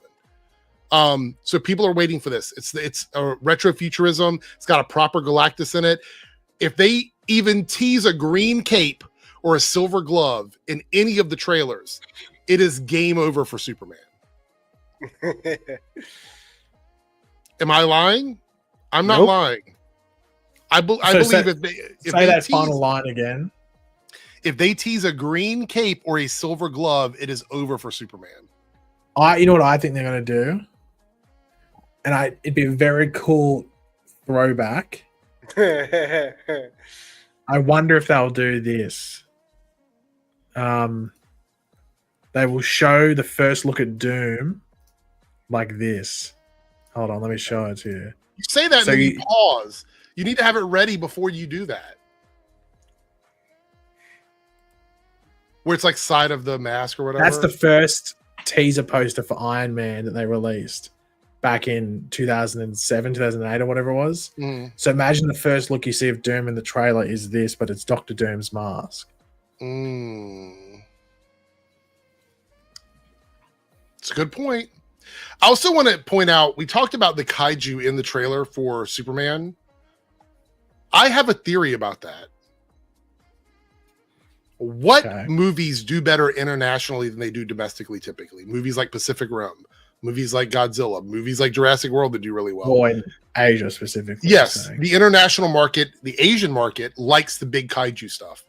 Even if it's a throwaway character in the movie, by putting a kaiju fighting Superman in the trailer, that is them trying to appeal to the overseas market. Yeah. They're hoping that appeals to the overseas market. So they may respond with that in Fantastic Four by showing Galactus facing off against them in one of the final trailers, so that we see another sort of kaiju battle to make it look like they're facing some giant creature. But here's the twist. Then in Jurassic World Rebirth, we get a humongous Tyrannosaurus. And then Scarlett Johansson has to get into a mech suit that then combines with another mech suit. And they fight the giant Tyrannosaurus. And then all of a sudden there's a large gorilla with a power glove that joins in. So random. That it would be random, yeah. 100%. So I see a lot of people in the chat sort of making excuses for the popularity. I think everyone is missing the fact that Marvel is currently heading into massive movies, like the Doomsday and the Secret Wars movies. A lot of people that like the MCU don't care that Superman is more popular than Fantastic Four. Guardians of the Galaxy movies have sold more than Superman movies in terms of ticket sales, right? Would you argue that Superman is more popular than Guardians of the Galaxy? Yeah, you could argue that. But on paper versus what people actually spend money on, there's a difference. I think that the hype, which is what Marvel sells a lot when it comes to their movies, the hype around this movie heavily depends on the marketing and connecting it up to the Doomsday stuff, because everybody wants to see that. We've never had a proper Doom. All the Dooms have been shit. Superman is probably the next most saturated character in DC to Batman. We've always got something Superman on. You know what I mean? Here's a comparison. So in 2013, Man of Steel came out. It made $670 million in the box office. Not bad. Same year, Thor 2: The Dark World came out and made $645. And that's not even a great Thor movie. Dr. Evil impression. It's also Thor as well. Like my point is that Superman being more recognizable than any of these other movies does not matter. It doesn't matter because we've had so much drama around Superman in movies recently. We had him teased in Black Adam. A lot of fans were ready for Henry Cavill to face off against Black Adam. They didn't go see Black Adam. So guess what? That whole idea was scrapped. So you're telling me that Superman is so popular that even him being in Black Adam did not, make the ticket sales go up? Yep. But when RDJ was announced as Dr. Doom, it broke the internet, regardless if we agree with the casting or not. That literally broke the internet. And yes, I want the Superman movie to do good, but we have to be realistic, everyone. Okay, so let's take the popularity out of the equation. Let's take Doom out of the equation. Let's take popularity out of the equation. Superman is coming out, occupying space. The Jurassic Park, Jurassic World, Jurassic whatever is also occupying. That movie is going to make money, period. There's no arguing that. It's going to make money. So it's already coming into a market where there's a movie in theaters at the same time that is probably going to be doing extremely well. Most likely. I would say there's a high probability that movie does $1 billion. So it has to compete with that. It gets 2 weeks of time, between that and the Fantastic Four. Then Fantastic Four comes in, and that starts taking up some of the slots that both of those movies were occupying, which reduces the amount of theaters that is going to put it out. This is the argument we had earlier about Sonic and Mufasa. Fantastic Four, whether it's good, bad, indifferent, will 100% affect the sales of Superman. It just will. Popularity doesn't matter. It will affect the sales. So it's just baffling to me that these three movies are going to overlap each other when there's nothing in August. Remember, we looked, and we're going to see it on this list. There's really not a lot in August, which means the last movie released in July will go into August and continue to make money, which is Fantastic Four. The only way that won't happen is if the movie is dog shit. And I don't think the movie's going to be dog shit. I just don't, based on what we know so far. I don't think Superman is going to be dog shit, but Superman is up against two other movies that are also going to be taking up space in theaters. That's just the reality of it. It doesn't even have to be Doom. It just has to exist. We talked about it. It's crazy. Free Gear Friday. I don't care about this one. I don't care about this movie at all. I don't think it's going to matter. Look, that's the beginning of August, so we'll see. Next thing, look, see, this is the only movie in August, and there's nothing listed in September. In regards to big movies, like anticipated. Right, but that's what I'm saying. Like, they didn't move. So Superman could have came out after Fantastic Four, because there's no anticipated movies in the rest of August or September. That's a big gap where literally nothing is listed as. No, that's I was going to say that's the year after, because Clayface is releasing on September 11th of 2026. So there's nothing. So they kept this release date. Yeah, they kept this release date when they didn't have to. Yeah, they didn't have to. Superman should move. It really should, but they won't. I think they'll call it Super September. What a feeling super. What about feeling super in September? Like meaningful for James Gunn. I think what's happening here. What'd you say, 3Dub? Sorry. Is July 11th meaningful for James Gunn? I don't know. JK could have come up with a really good poster for Clayface. It's just could be on the nose, but it's releasing on September 11th, and the tagline could just be "Never forget." Okay, so here's my issue. Right, this should not affect the blockbuster movies he's putting out. I'm sorry, it shouldn't, because you want the movie to come out and have the biggest opportunity possible. This tiny detail in the big scheme of things, in terms of how people consume media, especially the casual audience, means nothing. It means nothing. I understand. I get it. But these are the personal things that Kevin Feige would not do. And there's a reason why. Because it doesn't matter to the general public. It just doesn't. I'm sorry. But see, this is the thing. Do we want a game of chicken between two things that we want to succeed? There's a reason why they don't like to put these movies up against each other. Here's the big thing, Malcolm. You're standing on the edge of the pool. You got the ladder there. All of a sudden, I know your mortal enemy comes in on a helicopter and drops a great white into the opposite end of the pool. You have more than enough time to get out of the pool. It's going to take a while to notice you. You're not bleeding, but it will come and get you eventually. It's within distance. You're just going to sit in the pool and just be like, I'm fine here. Or you're going to get out of the pool and move a bit. You're probably going to move. Yeah.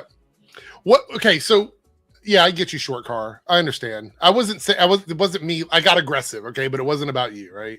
So it's not a coward move. It's simply a business decision. It's like, right. Okay, Eric, here we go. You're a Burger King owner. You're like, okay, I'm going to start a new franchise. I've got the money to do it. You're going to open next to the McDonald's that's really popular? No, you're going to go to another part of town, are you? Where maybe there's not a McDonald's right next to it. I just want to put this out there. Again, it is not about good or bad. It sounds like you're making it about that. It's not. It's irrelevant to me. Logistically speaking, there is a finite amount of theaters that can carry movies. Yeah. You have these big budget movies like Jurassic World, Superman, and Fantastic Four. At a certain point, like this week here, the week of July 25th, all three of those movies will still be in theaters together. They're going to prioritize the movies that they think are going to make them the most money. And if Superman has a bad opening week, they will pull it from theaters. They will replace it with stuff like this in Jurassic World, and then it will reduce the money even more. It is just a baffling decision. I don't know if it's been confirmed, but I'd assume that Fantastic Four is filming in IMAX. Yes, it is. I believe that's. Okay. I believe they. No, I was just wondering. Yeah. I feel like it's from when people pick dates for movies, they're very lucrative. It's a very lucrative thing. You want to make sure the dates you pick hit the most obvious financial spots you can do. It's part of why people talk about Captain Marvel, the first Captain Marvel made over $1 billion. The reason why that made that money is because they knew that the property was going to be sandwiched in between the bigger movies. The marketing hit all that. They picked the right date for it. Everything fell in place for it. There's a reason why marketing exists and why those dates are so important. Let me propose a question to the chat, and then we're going to move on through the rest of this list. You know, the big thing is as well, before we make your final point, what happens at the end of July? And what helped Deadpool Wolverine a bit? End of July? happens in San Diego. Oh, Comic-Con, right? Yeah. Yep, they get all the That's last right. minute- Fantastic Four is going to get a big boost from Comic-Con. Yeah, Because it's going on to the come out around the weekend. time that Comic-Con is happening. That's true. But let me propose one final thing before we go through this list, right? Say, for example, this game of chicken with a brand new franchise, which is absolutely confusing to people right now. We've talked about this before. Creature Commandos, Peacemaker, all this stuff makes it very confusing about this Superman movie for the casual audiences. Okay. What happens if Fantastic Four underperforms a little bit? Probably nothing. Probably nothing, because another Marvel movie will be a Deadpool and Wolverine. It'll make $1 billion and then they'll just shuffle these characters around somewhere else. What happens if Superman massively underperforms? That's my question to everybody. Do you think that DC is going to continue to allow him to make 2-3 movies a year in the DC thing if the Superman movie is positioned in a spot where it loses the company money because James Gunn wanted to stick to that date for some reason? Marvel's a lot more lenient because they have a proven brand. This is a brand new property. And also, Fantastic Four could flop, and they wouldn't really, because it's just building towards the 2 movies that are going to make over $2 billion each. Yes. So, like, of course, I don't think they want Fantastic Four to flop. I think it's definitely a most likely $1 billion movie, especially. But it does. But the thing is, I don't think it has to be $1 billion. That's the thing. I think Fantastic Four just has to be good enough to break even. That's all they care about. So, but here's the thing, Anthony. It might be over for them, but it's not over for the MCU. If Superman underperforms, the DCU is done. There's a reason why he's not greenlighting a bunch of things. Well, that's the thing. Do you think if Superman doesn't work? Oh, look, I think it makes like 650 to 7. I think it breaks even and I've got a respectable budget. But hypothetically, let's say it caps out at 500 or something, which I don't think breaks it even, especially when you can tell they're spending a lot of marketing. Do you think they shelve Supergirl and Lens? Maybe, because so Malcor, I think you're just doing this to play devil's advocate. What do they have in the cards right now that's already been filmed, that's already done by time Superman comes out? What do they have? Peacemaker season 2, that's already done now. And they'll be you can easily in production of Supergirl at that point. And with Peacemaker, you could probably edit it to to make it almost standalone to an extent. Supergirl should be done. Clayface is not done. That's not done. Green Lanterns will be filming, maybe done by then. I think Lands will be done, yeah. So and then I think the only project that's yet to film that will be probably done by the time Superman comes out, which should be sweet, is Clayface, because once again we talked about this. Batman got pushed back. Nothing else is in the shoot right now other than the stuff that's already been announced. Right, Malcor, but Clayface will not be done. Clayface will not be done. I think Clayface will be done. I think Clayface will be done by that point. But Clayface is the one where they can completely done with special effects and everything. By no, I think you meant like just filming us to filming. No, I mean like done and ready to be released. Oh no, I think the only one that'll be done ready for release is Peacemaker. And we've seen that DC is willing to write things off. You guys have to understand that. DC, Warner Brothers, Discovery is willing to write things off that are completely done and ready to go. Yeah, like I think Batgirl, 90%, 99% done, and they canned it. I think they would release Clayface regardless, because but Supergirl cheap. Maybe not. But Supergirl maybe not. No, I mean if Superman doesn't perform, do you expect Supergirl to? Like, I'm telling you guys don't understand how important. Well, I just say you guys. A lot of you do in the chat. Some of you guys don't understand how much is riding on the Superman movie. This 10-year plan is getting shorter and shorter and shorter. We're down to like 8 years now. We got 8 years now. We've already lost 2 years of this because nothing is being made. We've got like 2 things being made. Meanwhile, Marvel is doing all of their shows. They got movies in the shoot ready to go. They got scripts coming out. Yeah, Blade's been delayed. That's one thing. Everything else looks like, look at this year coming up for Marvel. 9 things. And you don't even have to watch all of them. I want DC to get there where they're putting out consistent stuff. It doesn't even have to overlap. We don't have to have 9 things. But a lot of what they want rides on the Superman movie. Yeah, I think what you're saying, I think we're seeing an example of it now. I think Gunn's getting people to write scripts and stuff like that, hiring people to write scripts, but he's not hiring at least publicly directors and stuff, but I think it's because he wants to wait and see how Superman goes. I think if Superman comes out and makes like that number, which is enough, like 650, probably hopefully 700 plus, it wouldn't surprise me the week to maybe the month following that, it's 3 more announcements for projects. And those ones where they'll start filming. I know he's trolling now. Where did I argue quantity over quality? That was not even part of my argument. Just now you're just grasping at straws. Just grasping at straws at this point. All right, let's go. Freaky Friday. Then we have Tron Ares. I don't know how well this movie's going to do. To be honest, I like this. Okay, so the soundtrack sounds really good. I like this world. But did the last one do well? That Trent Reznor, are they doing Trent Reznor? Yeah, Trent Reznor did the soundtrack. Yeah. Did the other one do well? Tron Legacy, was it called? Yeah. I don't know if it did. I remember it got a video game or something. Yeah, but I'm wondering how it did financially. Let's see. Oh, it made over 400 million on 170 million budget. So it didn't like it's not amazing, but gangbusters, but it did well enough. Yeah, 100%. I like the design of Tron, but it was much more impressive when I was a kid when they did it in the original movie. But anyway, they're trying to go with like the mech stuff or whatever. The Black Phone 2. Why wouldn't you call it the Black Phones?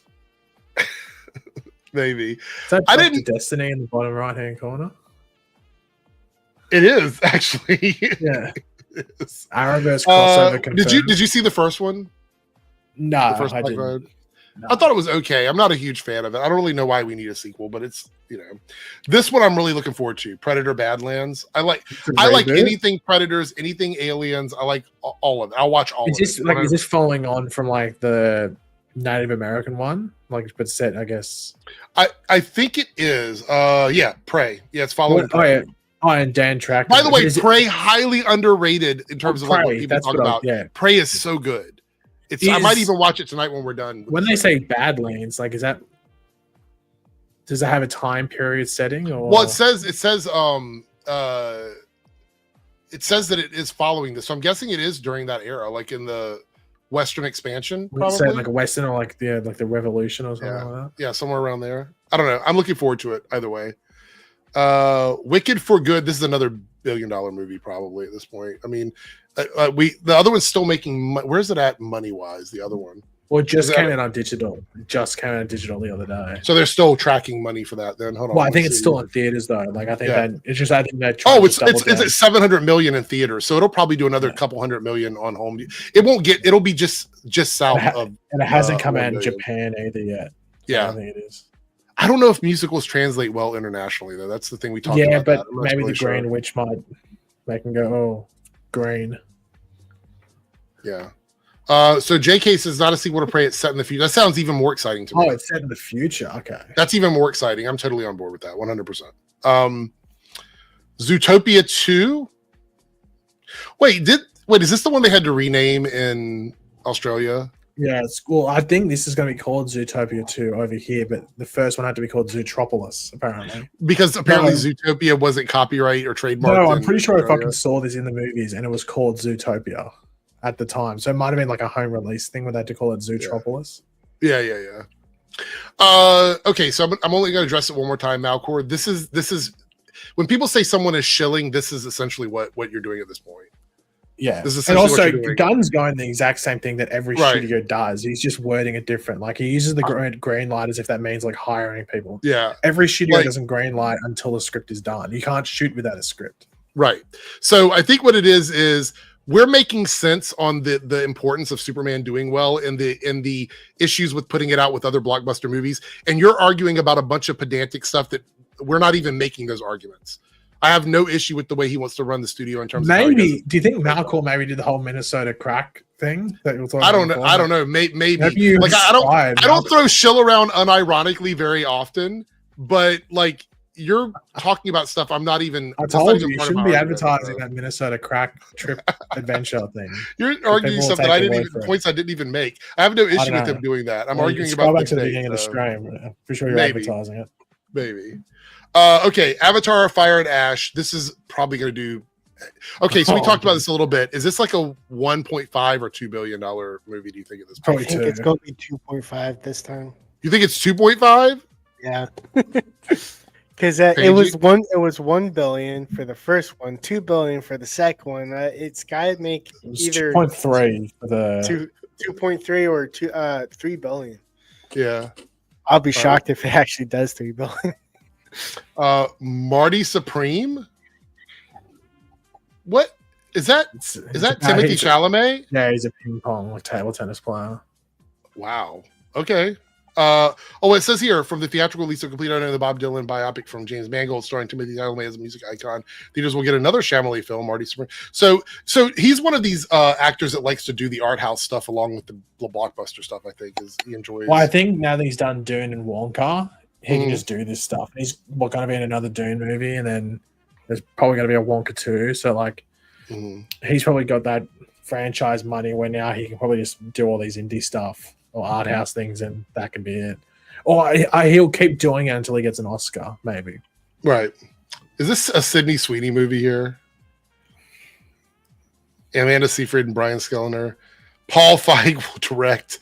Oh, he's got such a bad reputation. Oh, God, Batman's in this movie. Brandon Sklenar. Yeah. There you go. Brandon Sklenar. That's his name. I want to look him up. Hold on. I want to see. I don't get it when I see the photos. I'm like I don't get the Batman. We'll look at it here in a second. Oh, I need the chat to. I need to ask the chat thing because I don't know if you agree, Eric. Yeah.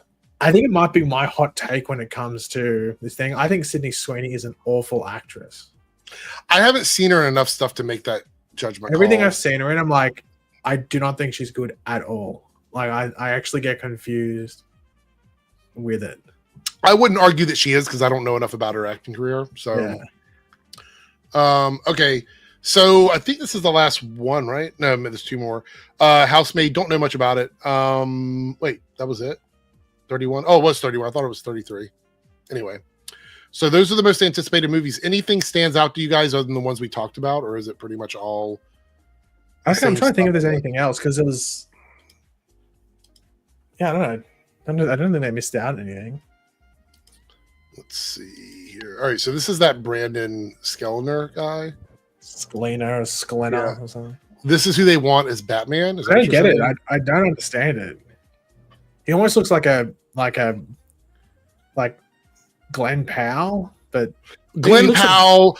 What is it? Scott Eastwood. They all. When I said that this is like the standard attractive like Hollywood lead actor, this is what I'm talking about. It's just it's a blueprint. It's a structural thing. Like they just look the same. Typically, to me. Actually, yeah, he looks like Edward Norton.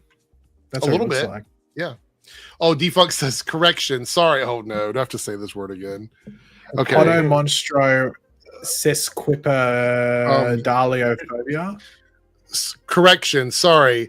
Hippopotamophobia. That's what it is. I think I got it right that time. I think I nailed it. Thank you for the super chat. I do appreciate it. I don't see it for this guy either, to be honest. So, all right, let's see what we got left here. We got a couple small stories, and then we're going to wrap it up. Yeah, we got some stuff from Spider-Man. All right, here we go.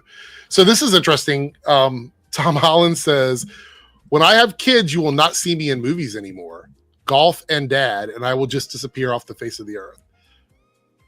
Is it press X for doubt? What? I don't know if I believe this or not.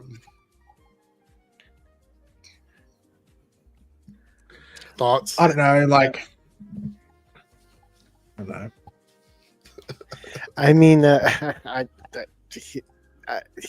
thinking about Zendaya. Look, I don't have an issue with people that are like, okay, I've done everything I can do in my career. Now I'm going to build a family. That's great. Like, no issues with that. More power to you. I just don't know if you love something so much, like whether it be. Well, do you think the twist could be in this or whatever? Thing? Do you think that LOL in this could be that he's actually infertile? That's like the joke in the whole situation. Do you actually know what the defunct's word means? Actually, is the fear of long words. That's what it means. Yeah, that's what she said at the beginning. That was the whole point. Cal, can you stop licking my foot? Jesus Christ! And I said it's a troll to make it a long word. I feel like that's a troll. Oh, Paigey, by the way, look what I have here. Oh God! Oh yeah, he showed me those. No, I'm saying Are that's what I'm saying. What? But are they 3D printed or like? I don't know. A friend of mine made them for me. So Can you go full screen and show it? all right, hold on. I need a better look on these glasses. They said that they got it. They did it specifically for me, so I'm assuming they're. Oh yeah, they're getting the M&Ms in the background. Can you put them on? Yeah. Who are you? oh, you're DJ Eric. Okay. A lot of These are pretty fucking. The drip is good. Right? They go with roll with your pink hat and pink shirt. I don't have one of those, so I'll have to buy some to wear with it. So, What do you mean? The one you wore on stream the other day, you like don't. I didn't. I never wore those. No, I don't know what you're talking about. Now we're all getting gaslit, not just me. Wait, who are you? Oh, you DJ. Eric. I'm Batman. I was Who are making- you? I'm Making a Batman. Clark Kent reference because when he takes off his glasses, he's Superman. When he's, Let's see. Do this here. Hold on. Why is it not going back to the normal layout? There we go. All right. See, look, some respect finally, Pagey. I love Eric's Classes collection. See? I didn't say I hated them. I just questioned them. Fatman says 3Ws reminded me of Wesley Snipes from What We Do in the Shadows Now, where he's saying something already said 10 minutes prior. All right, we have a super chat here from Michael DeFonte. Brandon Skelton or Scotty Swid could play boring looking man or mid man. Yeah, I mean, essentially it's like a blueprint of just. It's like if you told AI to make a white lead actor, you know what I mean, like white male lead actor, and AI was like, "Yeah, gotcha. Here we go. These are the guys." I honestly, Eric, you might have to do it. You might have to murder someone, but why are you saying that? It could be an Like, don't interesting say that. series. Well, not incriminating you. You haven't committed the murder yet. But it could be a good series. Is that you find the person who originated the Brandon Scalina Batman rumor, and then you. I don't want to say you have to hostile torture them, but you really have to push. Like, why the fuck did you start that, you idiot? Like, speaking of that, I watched a show called Laid. Have you seen the show, Pagey? Laid. Oh, is that the one with I think I've seen it advertised. It's got the she's from Everything Everywhere All at Once. Yes. Okay, I saw it advertised, but I haven't watched it. In the show, I don't want to spoil too much, but basically the premise is everyone that she's ever had sex with ends up randomly dying, and that's the mystery of the show. Final Destination. Vagina. Yeah. And it is a fun like rabbit hole to fall down. But the one thing is, I found out that it is based on an Australian show from 2011 called Laid. So it's literally a remake of another show from Australia. Wait, hold on. I'm gonna have to look because I'm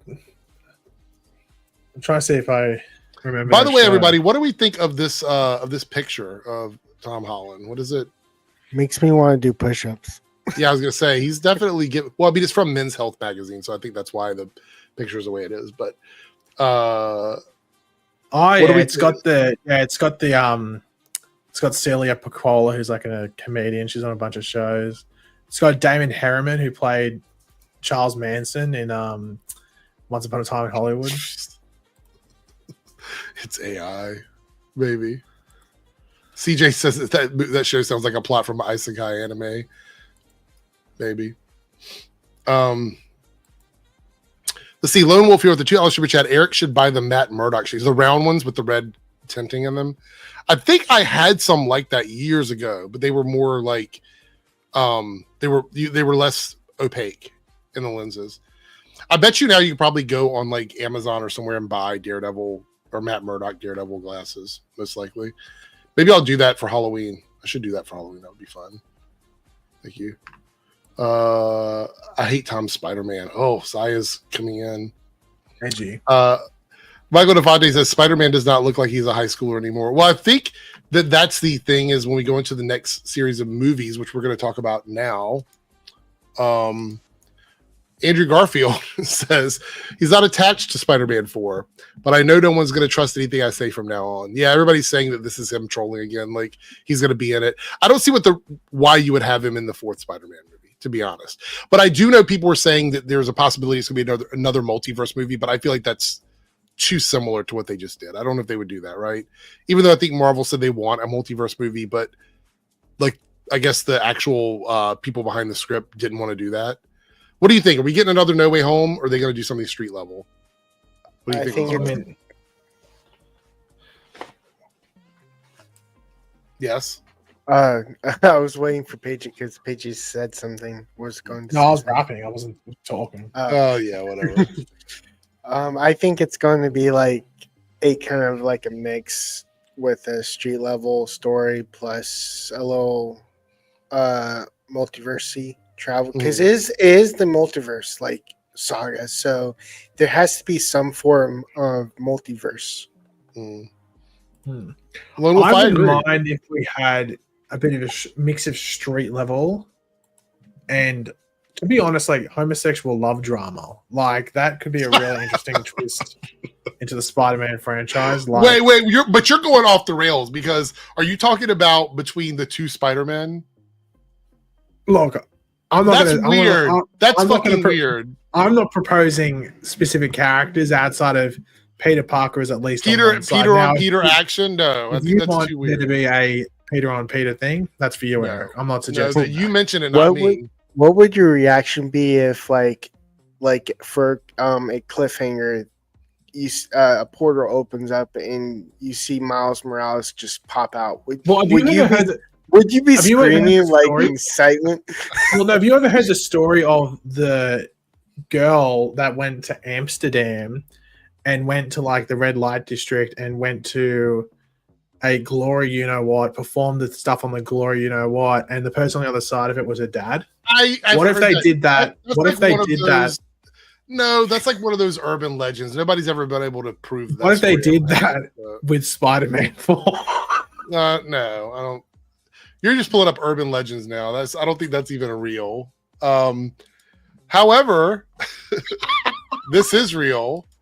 We got our first look at the leader in Captain America: Brave New World. He actually doesn't look that like the actor. Why does this sort of look like? It looks like someone. Oh, it looks like DSP. I don't think that's true, but we'll go with that. Are you sure? How does this not look like Darkseid Phil? So the leader has always been Google Darkseid Phil. Most people know who DSP is. Most people know. Are you sure? Because of the masturbation clip. Yes. I don't know why. It's like your head has gone into the toilet and you can't get it out now. Well, it's because we passed the 3-hour mark. Yeah, I know. Well, we're almost done. That's why I'm showing these last minute things. Is this a thumbs up or thumbs down on this look, though? The leader is what I'm asking you. I need to see it in like the film. This is like a photo. At least he's green. Yeah. So we also green? Yes. Yeah. Okay. I think that they also said this is a prosthetic. It's not like CGI. So it's like I heard he injected his head to make it grow bigger. There's a bigger picture, I guess, of the look, but it's from like the fucking 1980s. Why is it? I mean, I don't know. It's the promo stuff, I guess. Why has he got the punch things?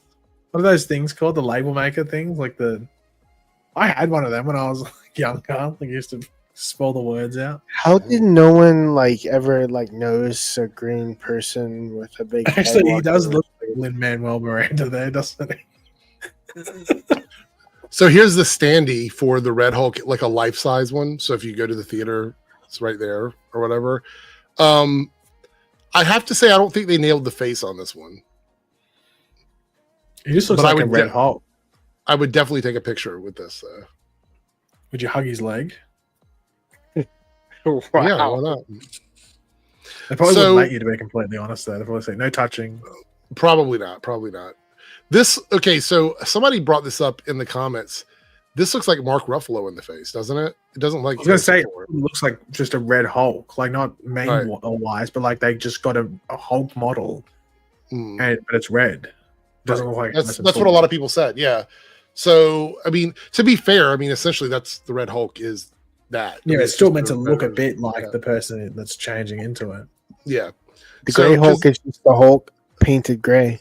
Right. And I think the dead giveaway is the hair. The hair is more obvious than anything else because that's what would you like. It would have been good if it had like a Hulk with like a mullet or a skullet. That'd be good. Skullet.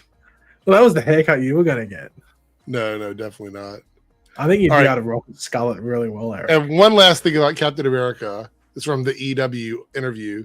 The fight scenes in Captain America Brave New World or Captain America versus Red Hulk would take place across multiple different environments. So it's not going to be a one and done type of thing right at the White House or in that area. So I'm pretty excited for this one. I think this is going to be a lot of fun. I hope we get what they are advertising to us, which is a espionage story with superheroes. So anyway, that's pretty much it. I think we're going to wrap it up there. We're going to end the poll here in a second. Let me check and make sure I didn't miss any chats here. I think we got everything over there. Thank you guys for being generous tonight. I appreciate it. We did hit the goal. So let's see what everybody picked. Getting ready to end the poll in 5, 4, 3, 2, 1. Poll has ended. Every goal is a poll. Every poll has a goal. Yeah, I guess so. Let me go through and like all these comments here. Thank you guys again. All right, so wow. Okay, so out of all of these, it looks like the Arrowverse villain ranking won. Well, so MCU villains, MCU heroes, and DCEU villains. Should have put in like top 10 or ranking dance moves. All right. Well, we'll see. Temple says any plans for any DC heroes and villains overall at some point, like from the comics. We'll do it. We'll do a comic stream. Okay, chat. I'm not even listening to you at this point. Chat. Let us know quickly before we go. Would you guys be interested in us talking about specifically our comic book thoughts, like some characters from the era of us reading comics? I have a lot that I could talk about. We could do a stream, like an early afternoon stream, where we talk about that. Let us know in the chat. The Arrowverse ranking stream will be scheduled after the 5-hour stream. Ugh. So it's just still laughing. You're still giggling. I'm just laughing because I had the thought of a ranking dance move stream, but you have to perform the dance move. But see, that's no, it's not. We're not doing that. Everyone's into it. Look, that'd be dope, of course. They're talking about the question that I asked. They're not talking about this dumb idea. They are talking about the dance move. This dumb idea that you came up with, which nobody cares about that. Anyway, all right, I think we're gonna wrap it up there. Let me drop out Pixar Eric there. Anyway, it seems like a lot of people are very interesting in what this is. Like Michael DeFonte, yes, please talk about your thoughts on comic books, would be interesting. Okay, we'll do that one stream. Dane, actual fandom Dane, has wanted to come on and talk about comic books, so maybe I will see if he wants to jump on and join me for that. Anyway, thank you guys so much for joining us. Thank you, 3Dub, for being here and chiming in and not disappearing like you did the other night. And not disappearing like you did the other night. And Paigey, as always, making things difficult. So I do appreciate that. Anyway, I'll see you guys later. This weekend, I'm going to try and do the fan film reaction this weekend instead of on the 5-hour stream. I'll do it as a separate thing. And then on the 5-hour stream, we will cover... Let me look at my list quickly because I know a lot of people asked me earlier. 5-hour stream, we're going to do the Penguin discussion with Boba Talks. We're going to talk about, what was the other one? The impact of the Arrowverse. That was the other one. Those will both be on the 5-hour stream. Did you get a reply from Benjamin Rolfe? Nope.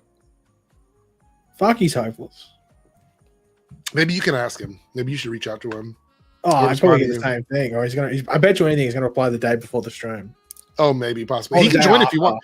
So on the 5-hour stream, I'm going to open it up to even more people. It's going to be chaotic, probably.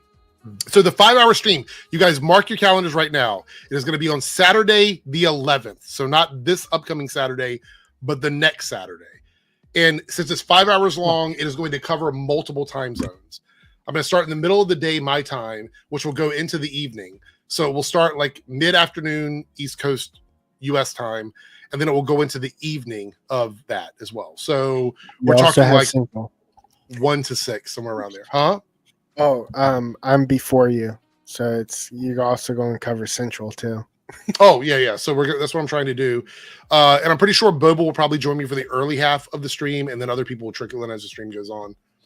All right, that's it. See everyone later. Have a good night. Bye.